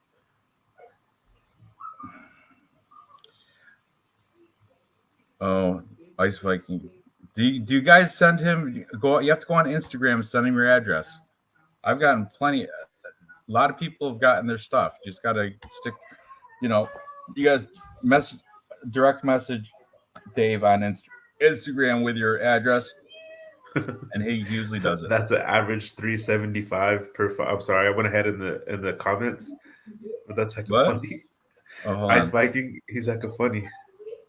40 pro fights at 15K. No, for that one dude, right? Bum got slept by a jab. Guskov looks like a villain. He does too. He does.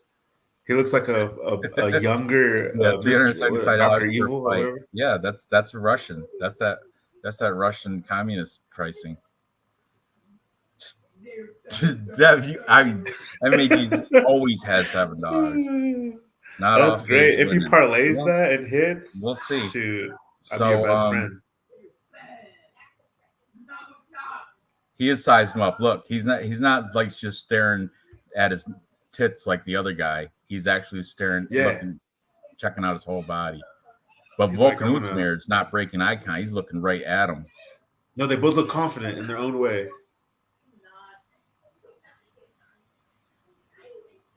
He's like, all right, I'm going to take Anthony care of that tomorrow. Smith. Anthony Lionheart Smith right there. Doppelganger. Put glasses on him, put him in a tie, and put him behind a booth. Can't even tell. They're like, hey, Lionheart, you look different. But Lionheart was 205. Yeah, it is 205. They're the same. They're gonna fight each other, and they're gonna no one's gonna know who's who. Somebody That's got, I don't know, they're both bald. That'd be a tough fight to.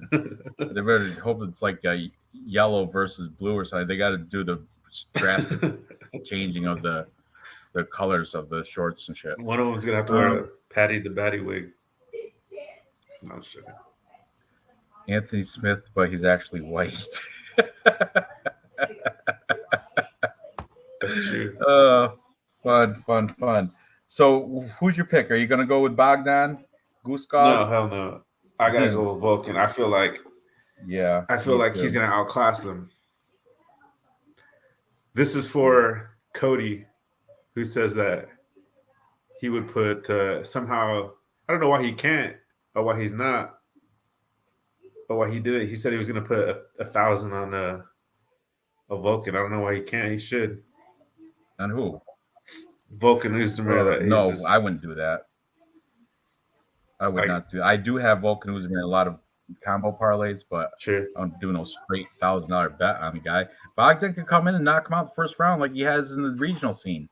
In KSW, he can. He definitely could happen. I could see a world where that happens. Definitely. I don't know. Yeah, right here, like the Ice Fight said, round 1 TKO, but for who? Yeah, I don't know. What happens after round 1 for Guskov? He's gonna have? Does he have cardio? It's muscle bound. I don't know. Interesting, but I'm questions. Vulcan Uzdemir. I don't think he's gonna. He might finish him, but it won't be round 1. It'll be probably after he's tired, like round 2, if he finishes. By Tapology, I didn't do my Tapology picks yet. I'm gonna pick Vulcan. Yeah, you're right. I think he will finish round 2. Round 2 TKO, Vulcan Uzdemir. So, moving on. Next, we have the interesting fight between Benoit Saint Denis taking on Thiago Moises. Now, this one, I did, you know what?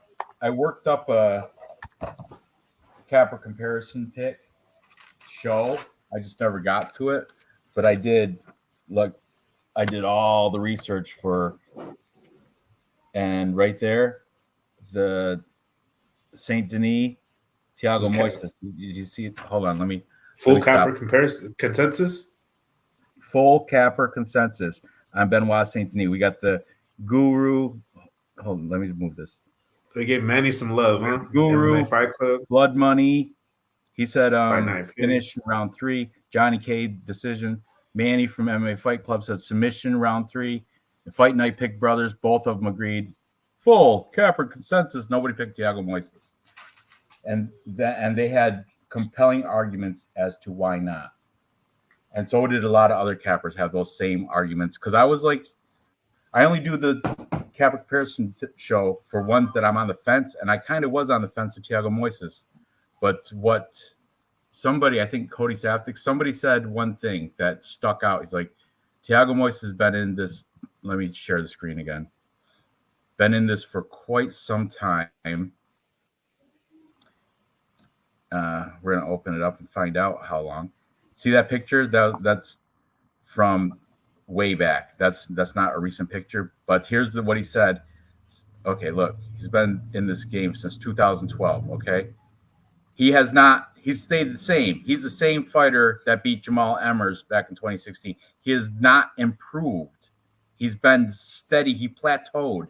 So, where on the other hand, Benoit Saint Denis gets better every time he goes out there. Well, since we have it open, Thiago Moises, let's check it out. His last, we'll go down. Okay, he beat that Milk dude with the skin condition there. Rear naked choke round 2. That was recently too, wasn't it? Yeah. Well, that's a good win because that Milk is a little, he's pretty talented. The Greek fighter Christos Giagos, the Spartan. I was never impressed with Christos Giagos. I thought Christos was going to win the title one day. No, I'm joking. Shut up. Joel Alvarez. I was high on Joel Alvarez for a minute, but he was exposed recently. I think, if you look at him recently, I think he's on like a 3-fight losing skid or something, maybe. Or did he win his last one out? Let me see real I quick. thought he was doing all right. He did win Let me it. see. Mark the. Oh no, he's actually doing good. I But think you got to mix what up happened with is I picked Ignacio him to Bahamondes because I Armstrong. did. Yeah, but What's Armanzukian is that? like a savage. He is. He Joel is. Alvarez is So still going okay, up. we can't take nothing away from that loss. Islam Makhachev can't take nothing from that I loss either rewatched because that fight, beast. and it took Islam a long time to get Moises down, and I think at one point Moises got Islam down, and then Islam reversed it, and that's where he lost. I think that was Now here's that some. impressed me more for Thiago. Yeah, Thiago. I'm telling you, I'm still kind of on the fence, but okay, Alexander the Great Ape or whatever his new name, Hernandez, beat him, but he's on and off Alexander Hernandez. Hernandez blew his wad in the first round of that fight. Oh yeah, Bobby I remember Green, that. well-rounded, comfortable fighter. Bobby Green, I I looked like at the Bobby Green. stats, and Bobby Green was winning in the stats every round. So I don't get that decision. I want to Was rewatch it a that fight. robbery? It Okay. looked like it according to there was no control time. There was nothing. I think Moses took him down twice, but didn't control him that long. So Moises is so okay. Here's my thing. I like Benoit Saint Denis. It looked like all the cappers were like confident in Benoit Saint Denis, but he's only practiced jujitsu since 2017 for 6 years.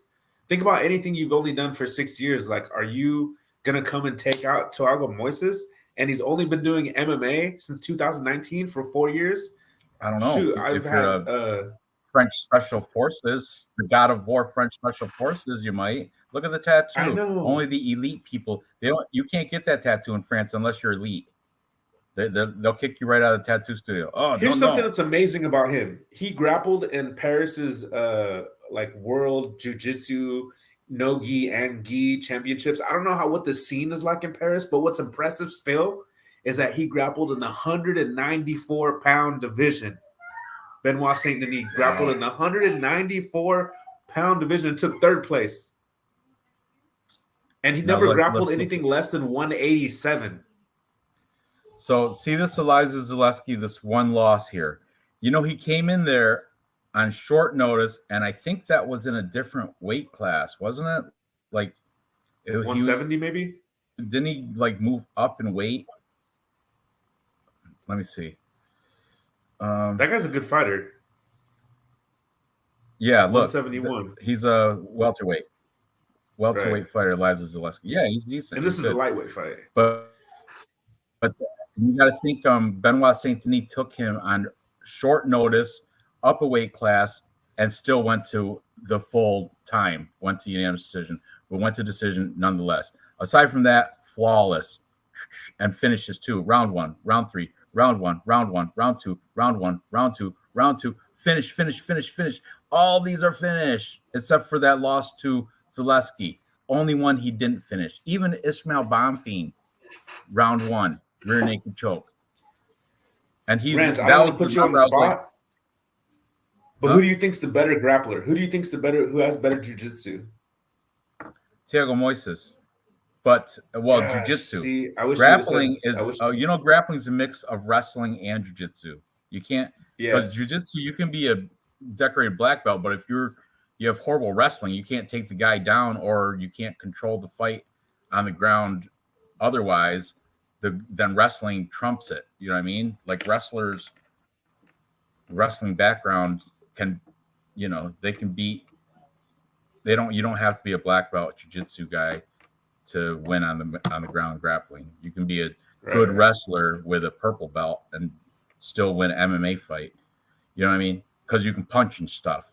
Jiu-jitsu, there's no punching. And straight, like when you're getting your black belt, you're not in MMA. You're submitting people and doing jiu-jitsu, Brazilian jiu-jitsu stuff, but you're not punching. That's not allowed. You can't punch and kick in jiu-jitsu. So this is MMA. So Benoit Saint Denis, he's the real deal in my opinion. And like I said, he's going to be looking to take the fight to the ground. Sorry to talk over, but Benoit Saint Denis. I watched the tape, and he's more desperate to get the fight to the ground than Thiago Moises is. So he's going to try to take Thiago Moises down. He's going to try to come out and take Thiago Moises down. He's not trying to stay on the feet. Yeah. There he is. There he is. Mr. got to his destination. Thiago via sub.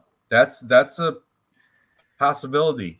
That MAGs. That's a possibility. You, Benoit by decision. I could see Moises win in round 1 possibly. Bobby Green was a robbery. Moises is trash on the feet and quits. Agreed, Noah Allen. Agreed. I've seen it too. I've seen it happen. Let's just see how they look in the face-offs real quick. Stop sharing this and present. I think he's better than Benoit Saint Denis though on the feet. You think so? I think on the feet. I think Benoit Saint Denis is going to be right up in his face the whole. Dave would fucking right pull from the get-go. right He's now. going to come out there hard and fast. He's in front of his. He's in his backyard in front of his home crowd. They love him. France loves him, and they rightfully should. Thiago Moises does look like a little boy though, compared to doesn't he? Saint Denis. All right, fuck. I think I'm just gonna go. I'm really torn. There's a Hunter Campbell. Look at that Campbell guy. He can't stop staring at Benoit Saint Denis. He's got a staring problem. What you looking at? I know. He's like, damn. So, who you got, Rich? I got Benoit Saint Denis because of all the stuff I just said. And plus it was a full capper consensus. Full capper consensus. Right. You know, I wish you would have put that episode out. So I thought about. I just didn't have time. It's tough. Just doing the research for this is tough. But yeah, and plus you got height. You saw the height and the reach advantage. Yeah. What are the ages? 27. He's a year younger. He's a decorated special forces, like Navy SEAL equivalent, like SAS type French elite fighting people. You know what I'm saying? Soldier. All right. Okay, I'm going to take Benoit Saint Denis because of your show, because I know that was the episode that never made it. In honor of that, I'm taking Benoit Saint Denis, Ranch. Good. I'm telling you, you won't regret it. I'm not saying he's a lock, but I understand. I know, because the Moises though, Noah Allen's right. When I watch Moises, he does have that quit in him. He has that quit in him. Like he quit. He could have made it to the end against Islam, and I'm just like, dude, didn't even like. Maybe he was tired. You know, maybe defending all those takedowns got to him after a while. Remember, Benoit Saint Denis, 11-1.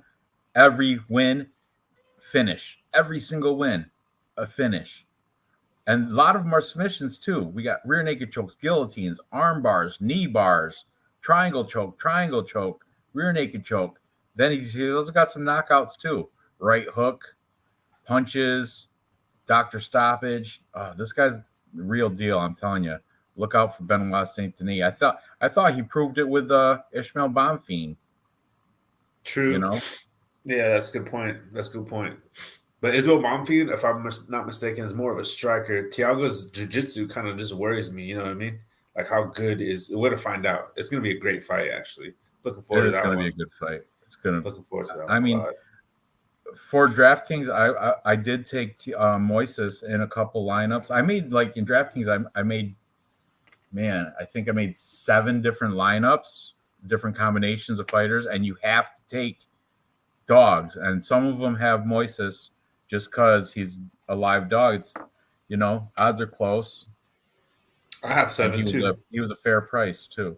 They're both like I think if I remember correctly, Benoit Saint Denis was like 8,500, and Moises was probably 79 or something. They're right, you know, hovering in the mid-range pricing. I have 7. Okay, up the card. Next we have share screen again. And share God of War. Look at him. Awesome. I only have Moises in one. But next we have French's favorite female fighter in Manon Ferrell, the Beast. And she is a beast too. You can't not say she's a beast. taking on questionable Rose Namajunas. Now, Rose, everyone's like, oh, she's an ex-champ. You remember the head kick on Weili Zhang? I do remember that very well. That was in Florida, Jacksonville, and Weili Zhang was booed, even though she was coming because Jackson, the Florida man, because Florida, it's just, and yeah, she was going against more than just Rose Namajunas. She was also going against the entire Jacksonville crowd. Blame, and you know what? This was like, it was kind of like after, I think it was the first not Vegas, not Fight Island show after COVID. And you know, everybody blames COVID on Chinese anyway. So she was enemy number one coming into that fight. And Rose Thug, but then she did it again. Well, she didn't knock him out, but the second one, split decision. So she put an exclamation point on that. However, dude, Rose right made a big deal about Weili kind of not standing up against communism. Like, how the fuck is she gonna do that? She's from China. You know what I mean? She can't stand up against communism. She did say something stupid. I remember a huge deal. It was something ridiculous. And just like, what? She might as well have just said, yeah, he brought over COVID. She should have just said that. It's for real. Yeah. Weili Zhang, your people made COVID and you brought it over with you. And Florida don't like communists. Not like anybody does, but Florida is super like, protective against that. You know what I'm saying? But the thing is now, Rose is not Thug Rose as she was back here in these days, where she's going through Angela Hill, Paige Van Zandt, Tisha Torres. Took that loss, split decision to Karolina Kowalkiewicz. That's a bad loss. But then she beat her Karate Hottie. She beat Joanna Jędrzejczyk twice in a row. She lost to Jessica Andrade, but made up for it by beating her the next fight, split decision though. And the couple against Weili Zhang, and then this fight, Carla Esparza. This fight was not, you didn't hear from me. A lot of cappers were like, the worst fight to watch in the history of the UFC, because I think they threw like the fight long. I heard some stat like 32 and 24 strikes or something. They didn't want to engage. They did not want to fight each other. I seen that fight. It was and Rose was especially, and she said something post-fight interview. She's like, it's not like I have to go get beat up every time I go out in a fight or something. She doesn't, or I don't have to take injury or something to that effect. I'm like, what? You're a professional fighter, and you're gonna come out and say it's not like I have to go and fight every time, or have to.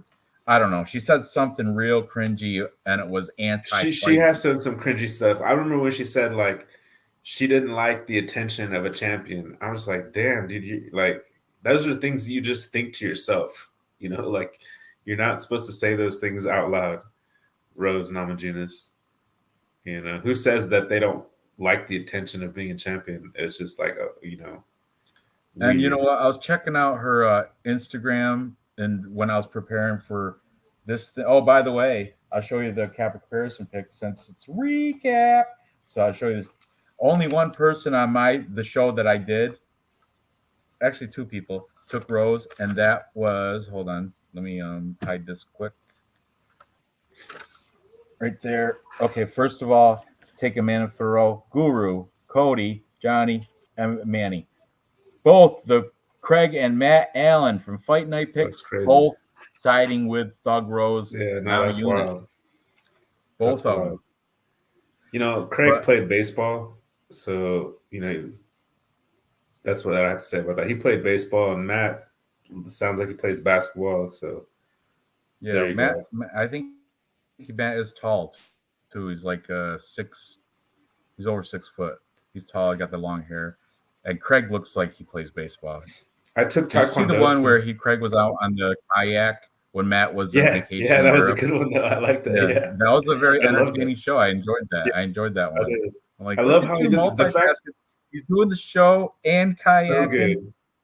So yeah, he was like tying up the kayaks too and stuff like that. Like super awesome, dude. Like amazing, super amazing. Yeah, they're my favorite. But I've taken taekwondo with the socks pulled up to the knees.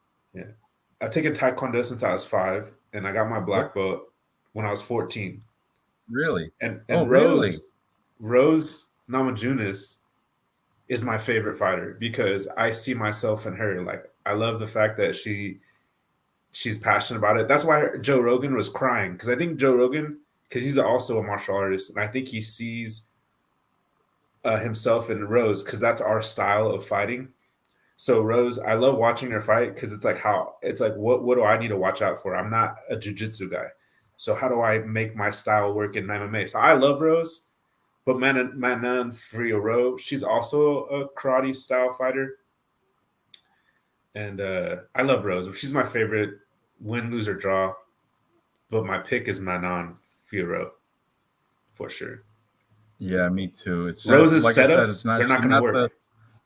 She's not the same Rose Namajunas she was. Her tricks aren't going to work. Years ago, her setups, like her footwork, her baiting her opponent, it's not going to work against Manon Fiorot.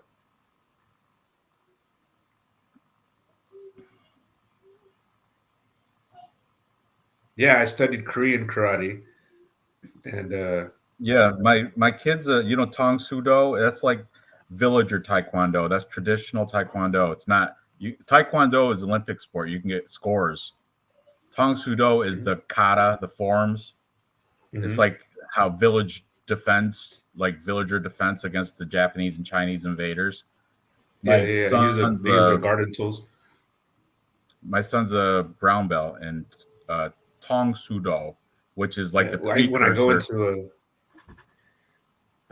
you can even Wikipedia our style. It's Kendo Kwan, and we had there's like a board, or so there's a group of members from Korea, and there's a regional director here in the United States, and there's a couple schools here. So when I go, not all the time, not the most recent time I took my daughter to go do her first lesson, but the time before that, the instructor made the whole class recognize me. It was kind of cool. That was the quote against after the Wei Li Zhang thing.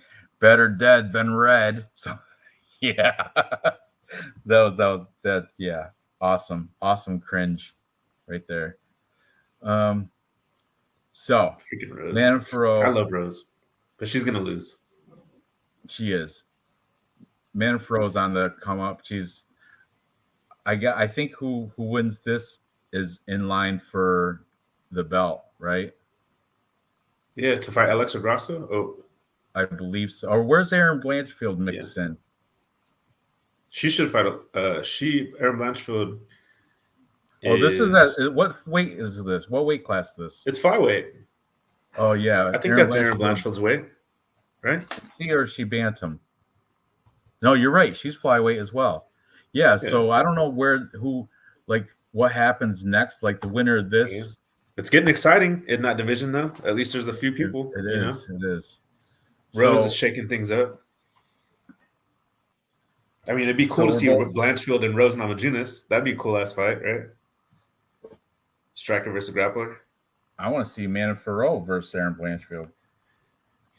That'd be a little bit better. You know what? I would take Blanchfield. So Rose has amazing vision. Like when she knocked out Joanna Jacek, she has amazing vision. Like that kick that she saw that she was gonna land on Wei Li, you could totally tell that's not luck. It's like she has amazing vision. But I could already tell you, like I just know it in my heart, it's not gonna. Those tricks are gonna work against Manon Fiorot. She's gonna control the distance. And if she can manhandle people like Maya Buena Silva, who fights at 135 and is contending in the top 10 and beating people like Holly Holm, she might knock out Rose. I can see Rose getting knocked out here. Yeah. And Manon's not even a knockout fighter, but I can see it. Yeah. Look at these. I can see Rose. Let me just read through some of these. All right, let me read through some of these Tapology history for Manon Fiorot, starting from, okay, she came into the UFC Pro. She took her loss to Leah McCourt. That was 0-0. Leah McCourt was 0-1. Leah McCourt went on. She became a UFC fighter as well. Okay, then she had exhibitions, whatever. So we'll go through these crap fights when she's going against like cans, unproven people. But then we get to Victoria Leonardo. UFC fight, her UFC debut, head kick to punches stand TKO against Victoria Leonardo, who's not the greatest, but name is known. Then Baby Shark Tabitha Ricci, standing TKO round 2. Now that is where she started to come and like, hey, who is this girl, right? Then Mayra Bueno Silva, unanimous decision. That was, dude, I know that was a decision, but that was dominating. She dominated Mayra Bueno Silva, frustrated her big time. Then Jennifer Maia, isn't Jennifer Maia's the dimples? She got cute dimples, right? Really attractive dimples. I love it. Unanimous decision again, not split, not majority, unanimous. Caitlin, hiya, that Kaya girl, Caitlin Chukate, cameo appearance in Valley Fights or whatever. Remember this movie? she was the parking lot street fighter. Loved it. But unanimous decision against Caitlin Chukagian. So her entrance into the UFC, flawless, and she's doing it, beating. I love the win against Tabitha, but Tabitha Ricci also came up a weight class. You got to remember this too, up a weight class on short notice too in that fight. But essentially, that's what Rose is doing. Rose is going up a weight class. You know. Oh yeah, she's strawweight usually, right? Yeah. Correct. That's another point. Yeah, another reason to pick Farrow. Rose has Asian eyes. Shouldn't be bashing the Chinese, right? I hear you. If I'd like to see Caitlin Chukagian and Rose, that would be more competitive, I believe. And Rose knows what she has coming to her because Rose said it herself in an interview, media day, that Farrow controls the center line well. And you know what? I'm gonna share her IG? Instagram. Yeah, because I checked it out when I was doing research for the thing. What's going on now? Okay. And she doesn't have any training pictures. Well, I'll show it. I'll share it. Present share screen. And I'm gonna people, you know what Cody was saying, that he wasn't sure. I don't know why. I wish he would have elaborated. And I don't know, because sometimes I talk off the cuff, like you were saying that Hollerhead girl has felony. Cody was saying that he doesn't know if Rose is with Trevor Whitman or not. She's with I think there's a picture with her and her. She's married, I think. She's Trevor Whitman as a coach. She doesn't know if he's. Yeah, she's with Pat Barry. But he's an excellent coach, Trevor Whitman. He's with the Kamaru Usman. Yeah, right? He's out of Justin Elevation. Gaethje. But I thought Rose was out of I forget. But anyway, let's check her Instagram out. Okay, that's today. She's from Denver, Roses. Promoting the monster. Big on the promotions here. She has been lately. I seen that. Yeah. She had somebody gave her a gun. Cryo thing. Then here, Rose, this is her modeling, her clothesline. Rose Namajunas, her clothing line right there. Okay, here's another promotion for Perfect Sports, because I was trying to find out where is she training. And then she got this one right here. That's not Trevor Whitman. Okay. And this is just a dude way bigger than her, just manhandler like he should be. But it's not, it's kind of like it's a novelty. It's not like real, training. You know what I mean? It's not taking it serious. Yeah, it's just messing around, rolling around with this big dude, Mitchell Hooper. Okay. Now she got this thing, the movie going on. She went to some garden. Where's the gun? Garden going on. I think this is another promotion for Perfect Sport. Oh, clock. The gun. Got the gun going on. Okay.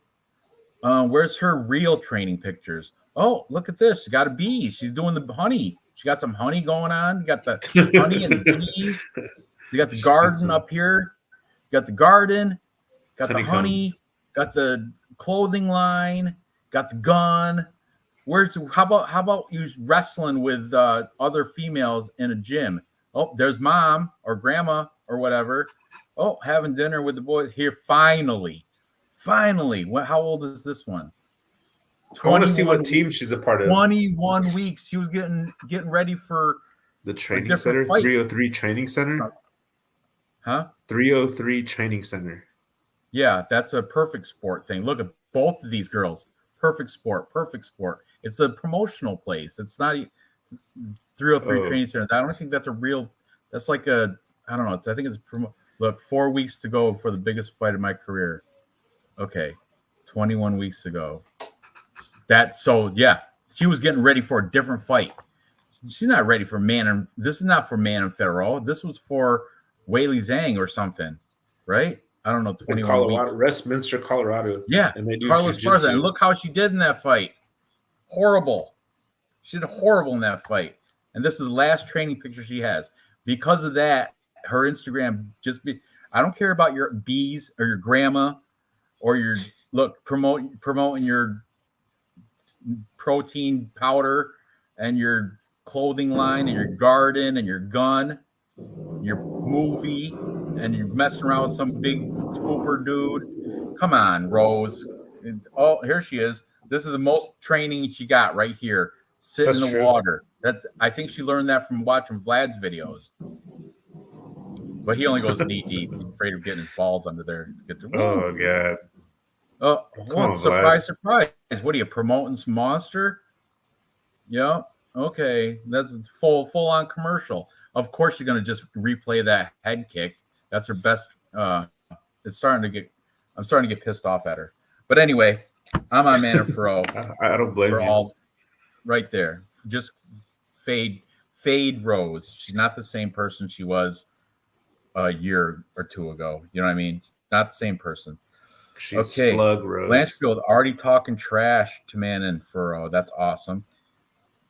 Manon has taken clean head kicks before and just ate them like nothing. Yeah, she loves them. I think she asked people in her gym to kick her in the head.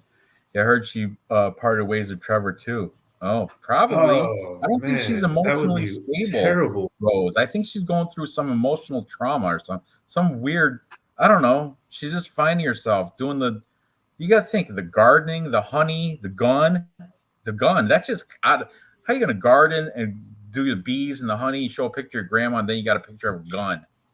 You hold the gun, big shiny, whatever it was. Crazy. Shout out to Pat Berry though. I mean, if Rose paid me attention, I would put a baby in. You would put a baby in the cashier at the grocery store. I gotta say, Bill Bigfoot. So that's not saying much. Yeah, you would put a baby in every female fighter that fights.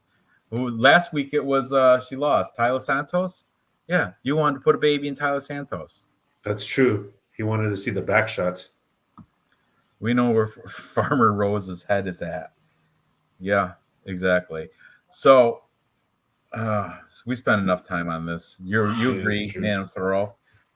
Yeah, well, Rose, Colony, Namajunas. You know what? Just to be fair, let's see Man of Thoreau, see if she's training. I never checked her Instagram. The Beast, Man of Thoreau. Here we are, and share screen. Present, share screen. Manon, the Beast, Thoreau. Okay.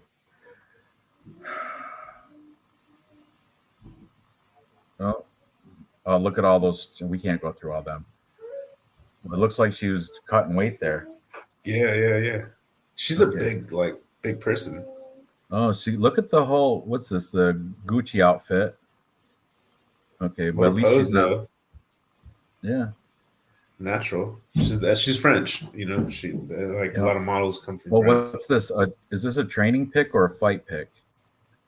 Oh, it's fight. It's commercial. Fight highlight. Yeah, for Mach 3. What is that? Mach 3 compressed air. Oh, she's taking any promotional. You want to give me some money? I'll do it. That's what she compressed air. Really? Okay, Manon, I got you. Interesting. Oh, what's this stuff? Yeah. Well, you got to make a living somehow.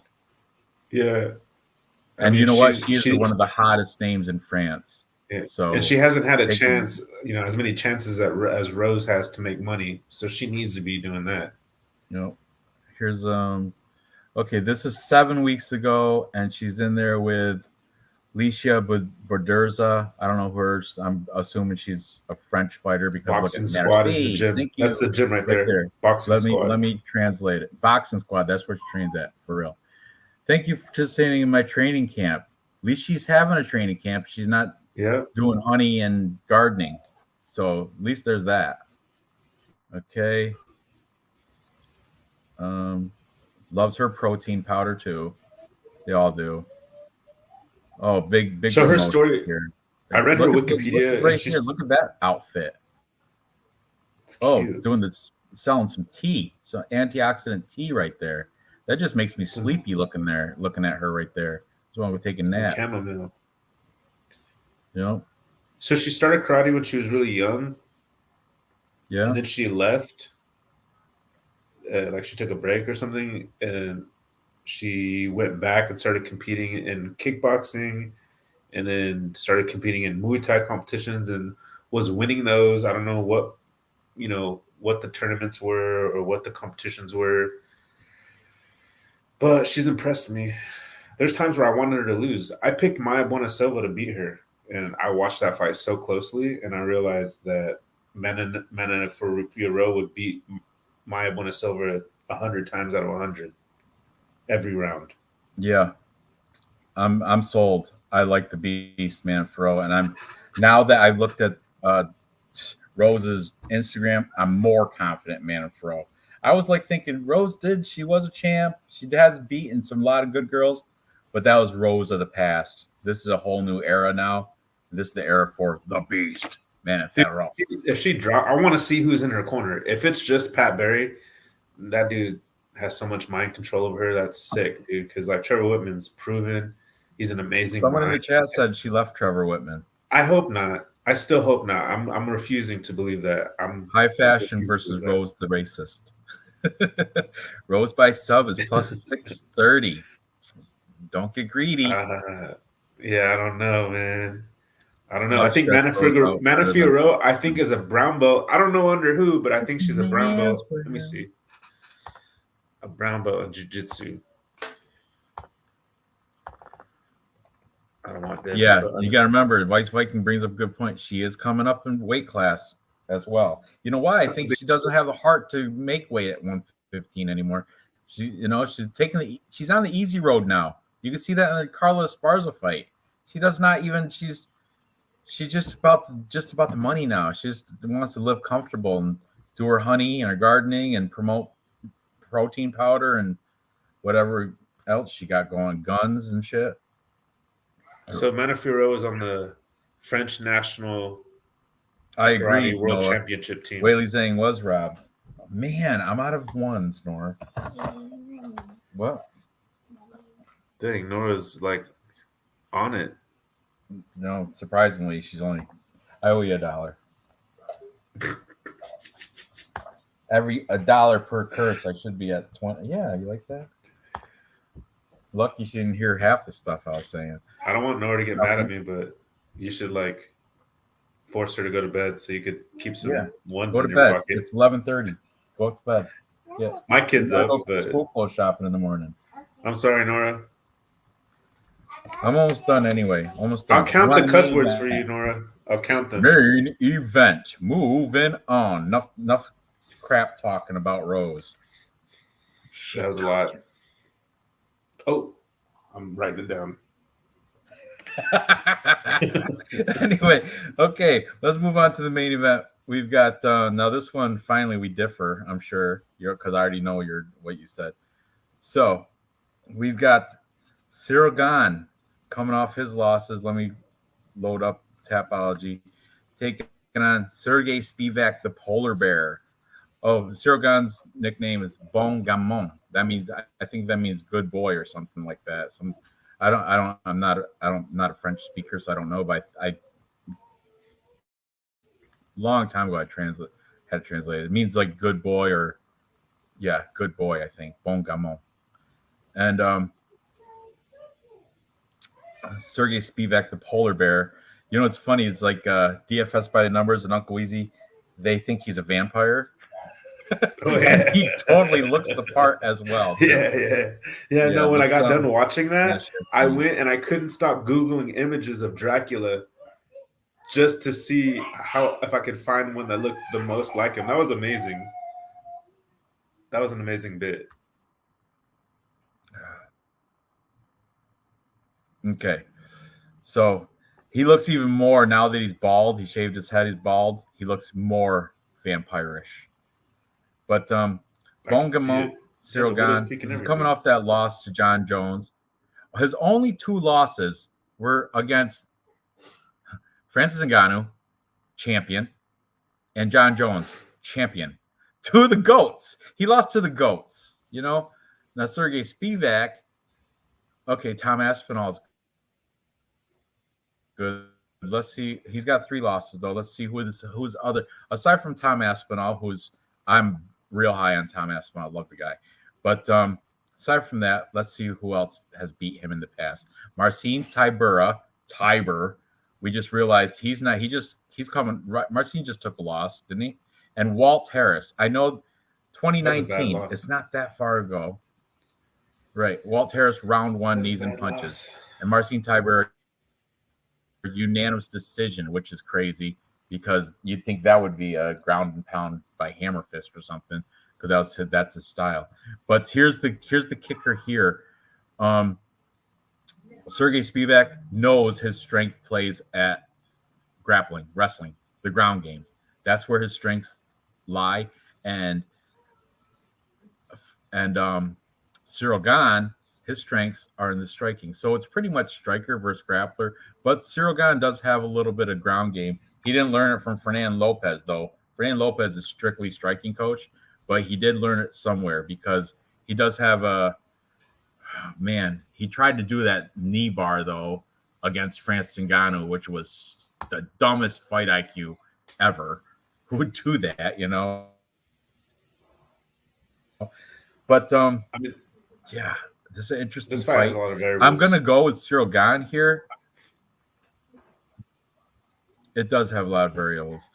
Cyril Gane's the older fighter. He's got slight height advantage, slight reach advantage. MMA Factory, you know, Nasruddin Imavov comes out of there. Alan Badeau, who's nobody. Who'd you say earlier comes out of there? Taylor Lapilus, I Terry Lapilus. Taylor Lapilus, yes. Lapilus, somebody, a Morgan Sherrier maybe, or William Gomi maybe. William Gomi, I think. So MMA Factory is the best training facility in France. And then we got Sergey Spivak, Polar Bear Team. I checked out these guys' Instagram because when I was getting ready, when I was doing, oh, by the way, I'll show you this too. Let me take this off. The Capital Comparison picks right here. Boom. Only Cody from Blood Money picked Sergey Spivak out of the people I had at the show. Yeah.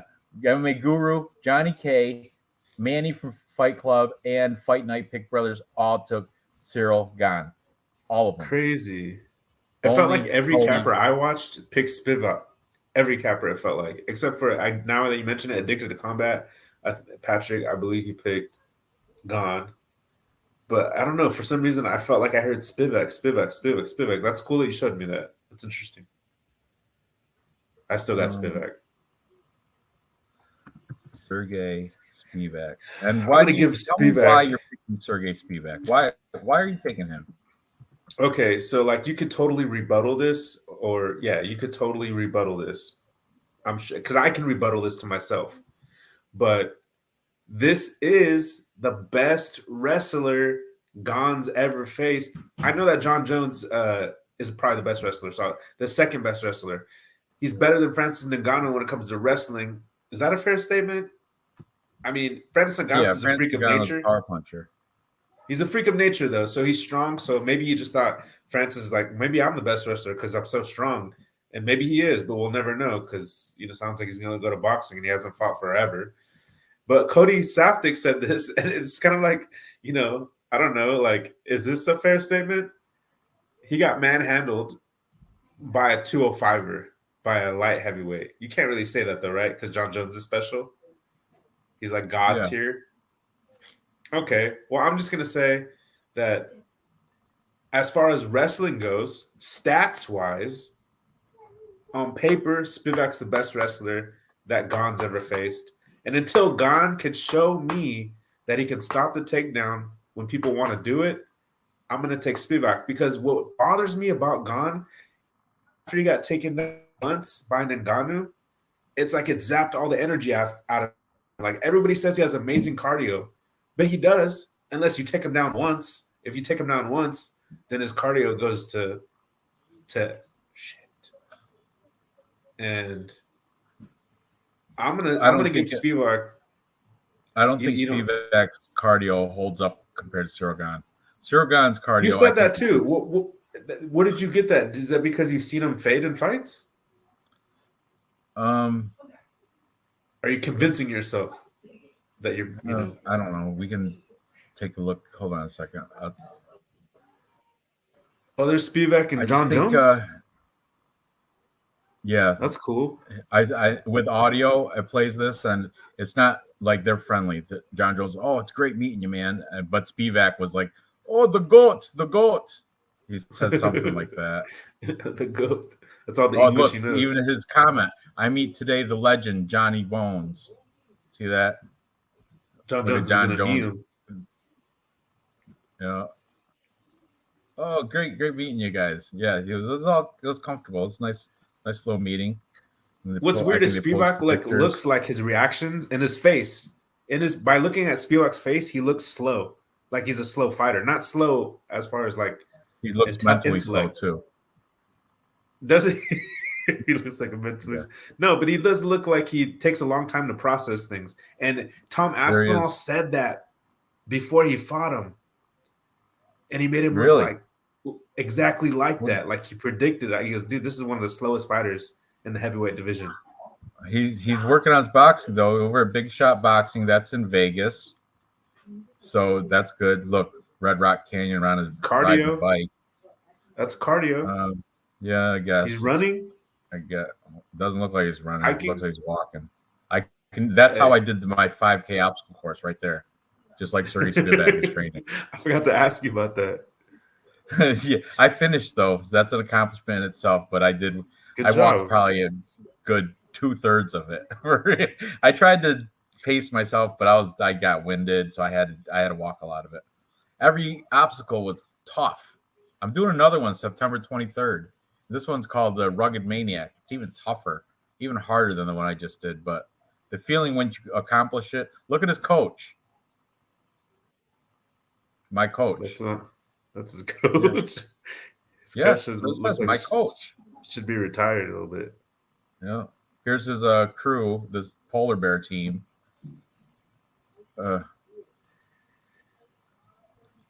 Yeah, I don't. Oh, look, started wipeout long ass time ago, little boy. But since we're here, let's see if find up little Ciryl Gane, see if he's got any pictures. We know what he does though. He's so high volume. Even swear. Did I? What A word? Yeah, donkeys. I'm talking about a donkey. Look at that ass. All right, so I get $2. Keep a tab. Okay. So Ciryl Gane. I like the gap in his tooth. That's nice. There he is. What's he working out or training? Oh, hitting the bag. That's what he's gonna do with Spivak right there. I don't like vampires. Somebody else pointed something else out. It was Safdie. That fight against John Jones was 4 months ago?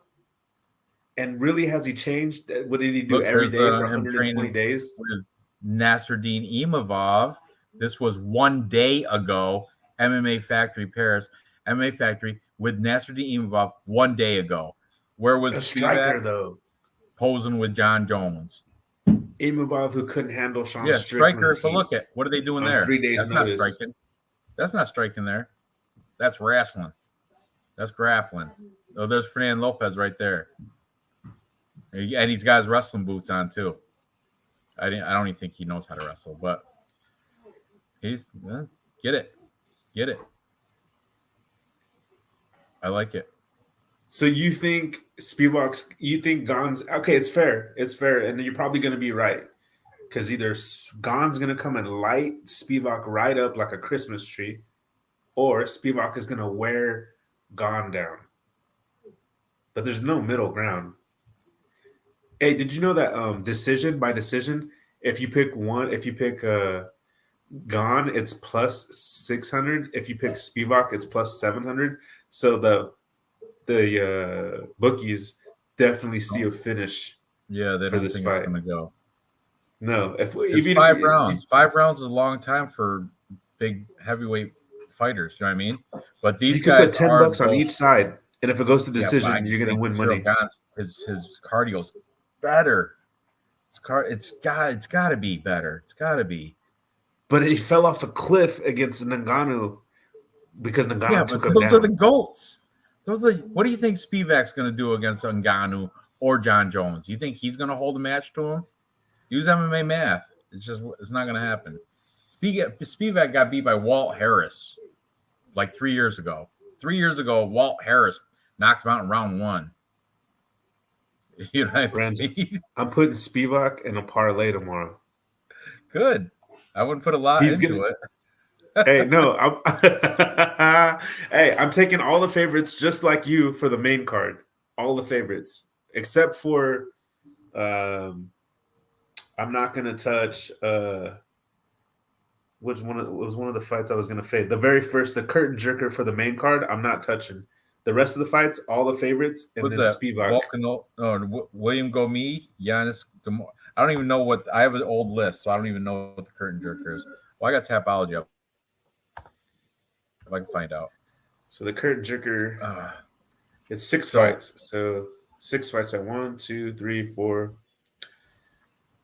5, 6. It's the Shari and Mano Zucchini, I believe. I'll tell you right here. It is William Gomis and Giannis Gamori. William Gomi, Giannis Gamori. France Actually, versus France. I am betting it then. I am betting it. I'm on Gomi. So is that a 6-fight parlay? Is it 6 fights? Main card? 1,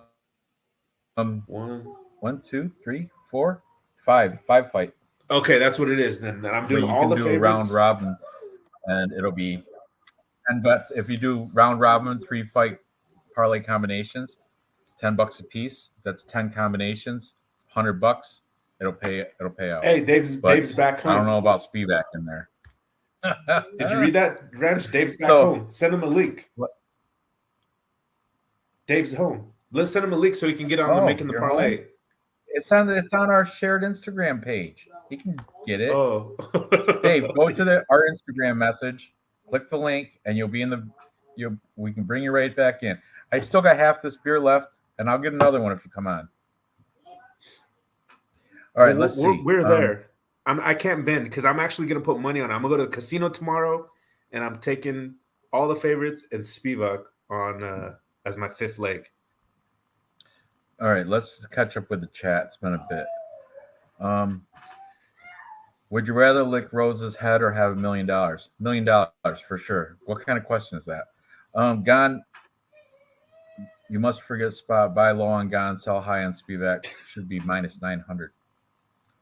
I don't know about minus 900, but what is the line right now? On which fight? Tapology. I didn't open up Bet365 bet online anything yet. Which fight? Tapology minus 175.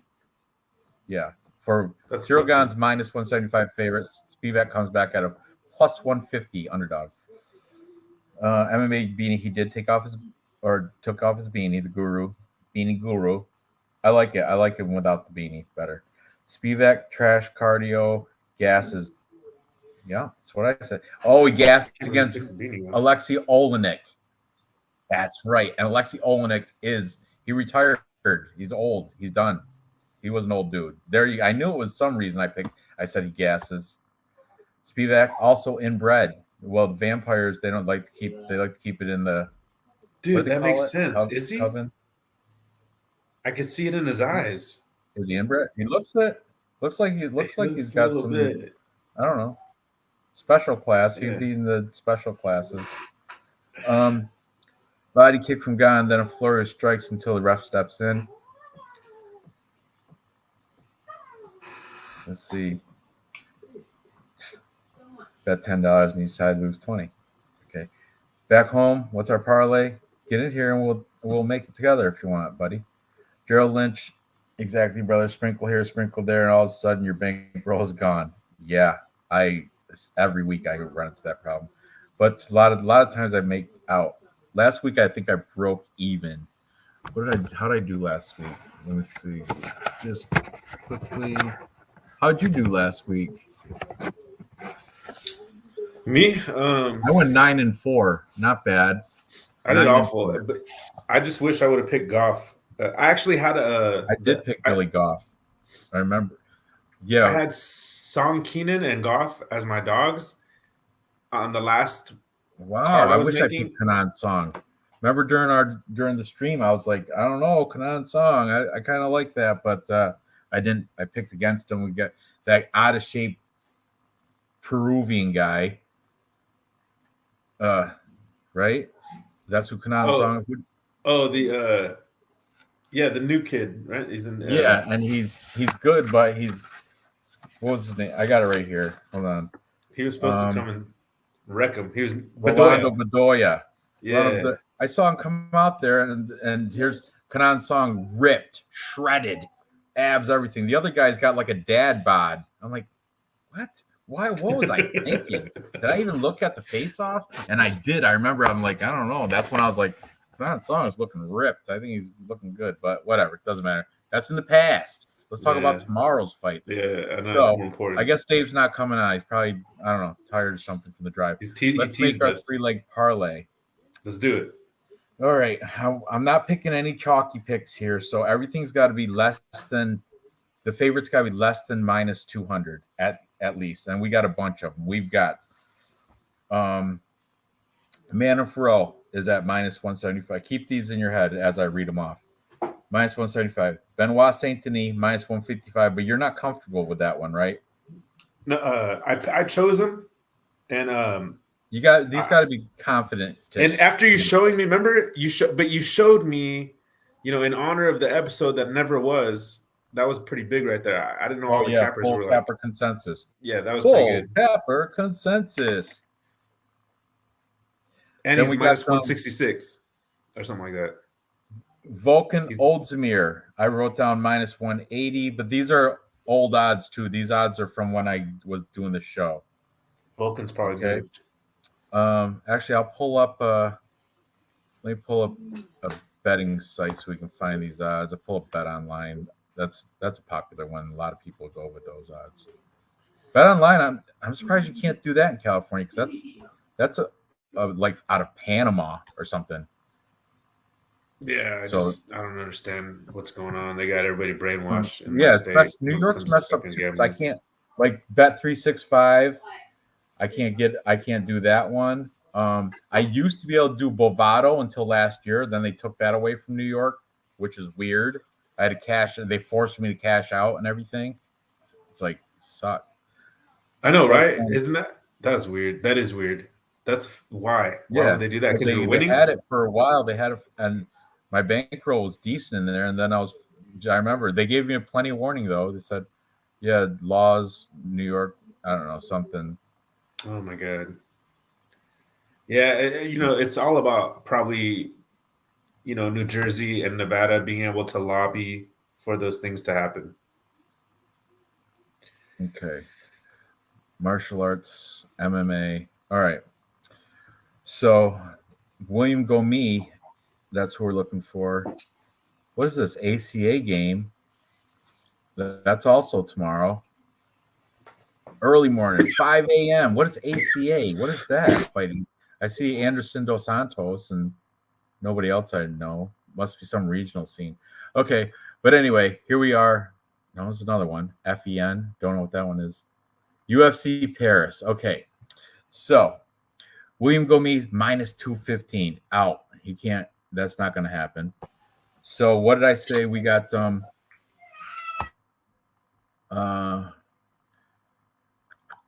we have Benoit Saint-Denis minus 185. Volkan Ozdemir. Benoit Saint-Denis minus 164. Okay. We got Taylor Lapilus. Ozdemir minus 182. And Taylor Lapilus minus 174. Jocelyn Edwards minus 130. That's the best. And then we have you're taking Reese McKee, aren't you? Yeah, I'm taking Reese Yeah. McKee. Okay, so we didn't agree on that one. So it's out of Jocelyn Edwards, Volkan Ozdemir, Manafero, Benoit Saint Denis. That's our pretty much. We have to pick 3 of those 4 fights because the rest either are too chalky or we don't agree. So you do have all favorites. You do have all favorites. You know, I struggle with picking Jocelyn Edwards because I don't. on Tapology, though, I think I'm going to take. I think I might go with Reese McKee. I don't trust Jocelyn Edwards. I don't trust that performance that she put up against Jessica Rose Clark, who's no longer in the UFC. Yeah, but Nora Cornhole, really? Oh, Nora Cornhole's unproven, female unproven. Yeah, I'm not messing with Jocelyn. So, okay. So our bet is going to be Manafero minus 185, Benoit Saint Denis minus 164, and I guess it's going to have to be Volkan Ozdemir minus 182. And those are all main eventers, correct? Yes, main card fights. Yep. So you can bet this when you go to the casino tomorrow. Yes. You'll be there in time. Perfect. So I was looking for my. So I wear contact lenses, and after a while, they get like super dry. Plus, I smoke and I wear glasses, but I'm got my glasses behind me. But there's a glare. Like reading close, it's not good. I mean, I can still do it with my glasses, but it's better without, because those are for driving, for seeing signs and stuff. Okay, so parlay bet with those pays out $100. Place my bet. That pays out a plus 284. Confirm. There we go. Accepted. Okay, now I'm going to post it onto this here. Okay. I'm going to do it too, Ranj. God damn it. I'm actually kind of upset with myself that I can't bring myself to pick Gone, but maybe I'm helping you, Ranj. I'm going to think positive. Hold on. Adios, bros. Time for a swim. Oh, yeah. Gerald Lynch is from the Philippines. So there, it's morning time. Other side of the world. That's Thanks awesome. for sticking around. Yep. Tough card for the parlays. A lot of terrible fighters. Correct. Last week, Japanese trash. This week, French trash. That's funny. Yeah. Okay, so we've got. Let me clean this up.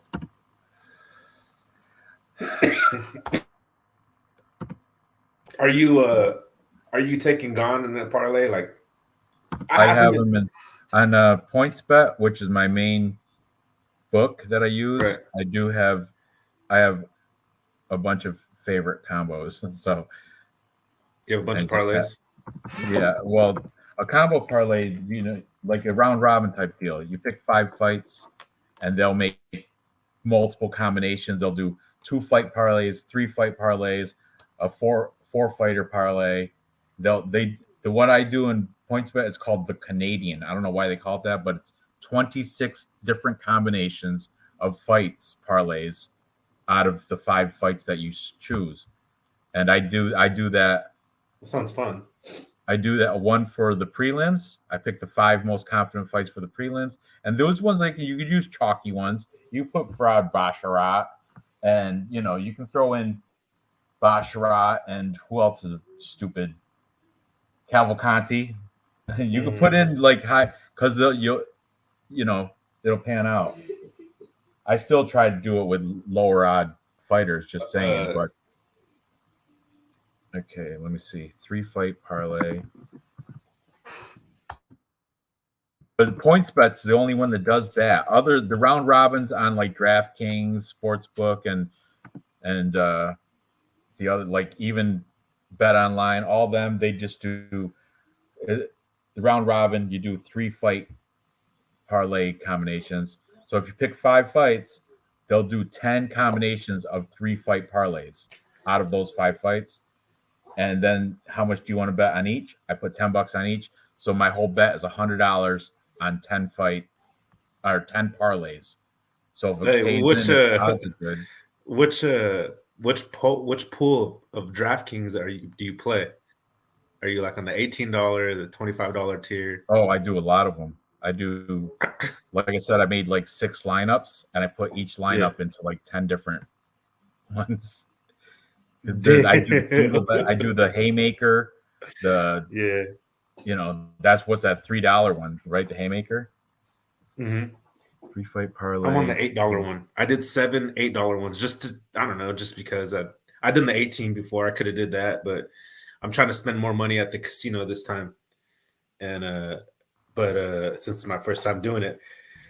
But I got in full disclosure and fairness, Ranch, I Yep. have gone on 3 and I have Spivak on 3 or some shit like that. No. Yeah. I each have them on 3. So So there we go. so Look, I'm there's our torn. 3 fight official 3 fight parlay is plus 284. Manon Fiorot, Benoit Saint Denis, Volkan Ozdemir. I'm Love it. confident with those fights, and I Me like too. that. I did put it just now. I put $100 on it. That'll win me $284.25 if it cashes, which I think it should. They're all favorites, and they're all pretty decent confidence on those. I'm gonna throw I think I'm gonna do get my feet wet with the whole thing. I'm gonna be honest, I'm gonna do $50, but it's because I'm gonna bet on baseball. Excuse me, and then I'm gonna bet on later on that day, Oh tomorrow, yeah, and then I'm gonna do some college football too. there you go. Be careful Yeah, I'm then. gonna have fun College tomorrow. football is So, very tricky, but especially early season college football. dude, I'm so glad it worked out that we're doing the main card. I was like actually sad because I couldn't do our Capra comparison parlay. I'm like, I'm not gonna be able to sleep tonight. I'm not gonna be able to sleep tonight, man. Yeah, I don't. I'm glad I decided to do this too because Yeah. remember earlier I was like, I don't know. Yeah. I mean, in my head, I had planned this weeks ago. Like the other shows we were doing, I didn't give a shit about those. This is the one I wanted to do. And when when stuff came up or whatever, and then it wasn't, I can't give you 2 down. I'm gonna go have fun tomorrow. So I'm excited either way. But yeah, man, I appreciate you taking some time. Right. Okay. I'm gonna show you one of the Canadians. I'm gonna share screen real quick. Oh man, you're gonna see whatever. It's all right. Canadian. Told you I had the combination of the Canadian thing. Oh, like And on no, I'm not going to show it because it shows my bankroll and all that. But I yeah, have nah. like the 5 fight combination. Yeah. I have Farad Basharat. Okay. You're not Angelusa. You don't like that one. William Gomi, Benoit Saint Denis, Jocelyn Edwards. So You got to get McKee in there though, Ranch. That's what I'm saying. On I have something one. like that. This one's called the Super Heinz. This one I picked 1, 2, 3, 4. Hold on. So, oh man, this one's a big one. 1, 2, 3, 4, 5, 6, 7 fights, and I put $170 on it. It's like seven legs, and they make I think 50 different combinations of those 7 fights. The Super Heinz, and yeah, Taylor Lapilus, Volkan Ozdemir. Oh yeah, all favorites. I'm telling you, went with all the favorites. Hey, But, Ranch, do you hear my kid? I do. I need to go put her and put my foot Yeah, down. we're done. We're wrapping up right now. It's 12. It's midnight here, and Get these things in start order. tomorrow at for me 12 o'clock. For you, that's 9 in the morning. So you better sit. You're going to be just getting. No, I'm gonna be up drive. at 6. I'm making my fiance drive so I can watch the fights on my phone. Just praying she drives safe. Just praying. So good for you. Good for you. Yeah, I'm excited. Well, be all right. Good luck tomorrow, and good luck to you as well. And yeah, we'll be let in me know touch. how you do at the casino. I hope. Make sure you put this one in. This right there. That one. Man, Volkan Ozdemir. Put that one in. Throw $100 on it like I did. You'll double your money and some. Dave, right? We missed you this week. Right. Hey, Dave, I got your shirt coming. All right, I didn't forget. The Sherpa's gonna bring it to you. All right. Good night, guys. Good night, chat. Thanks for sticking around, and good luck for everybody tomorrow. Early shows tomorrow, or early fights tomorrow. So good luck. See you then. Bye. See you. Awesome.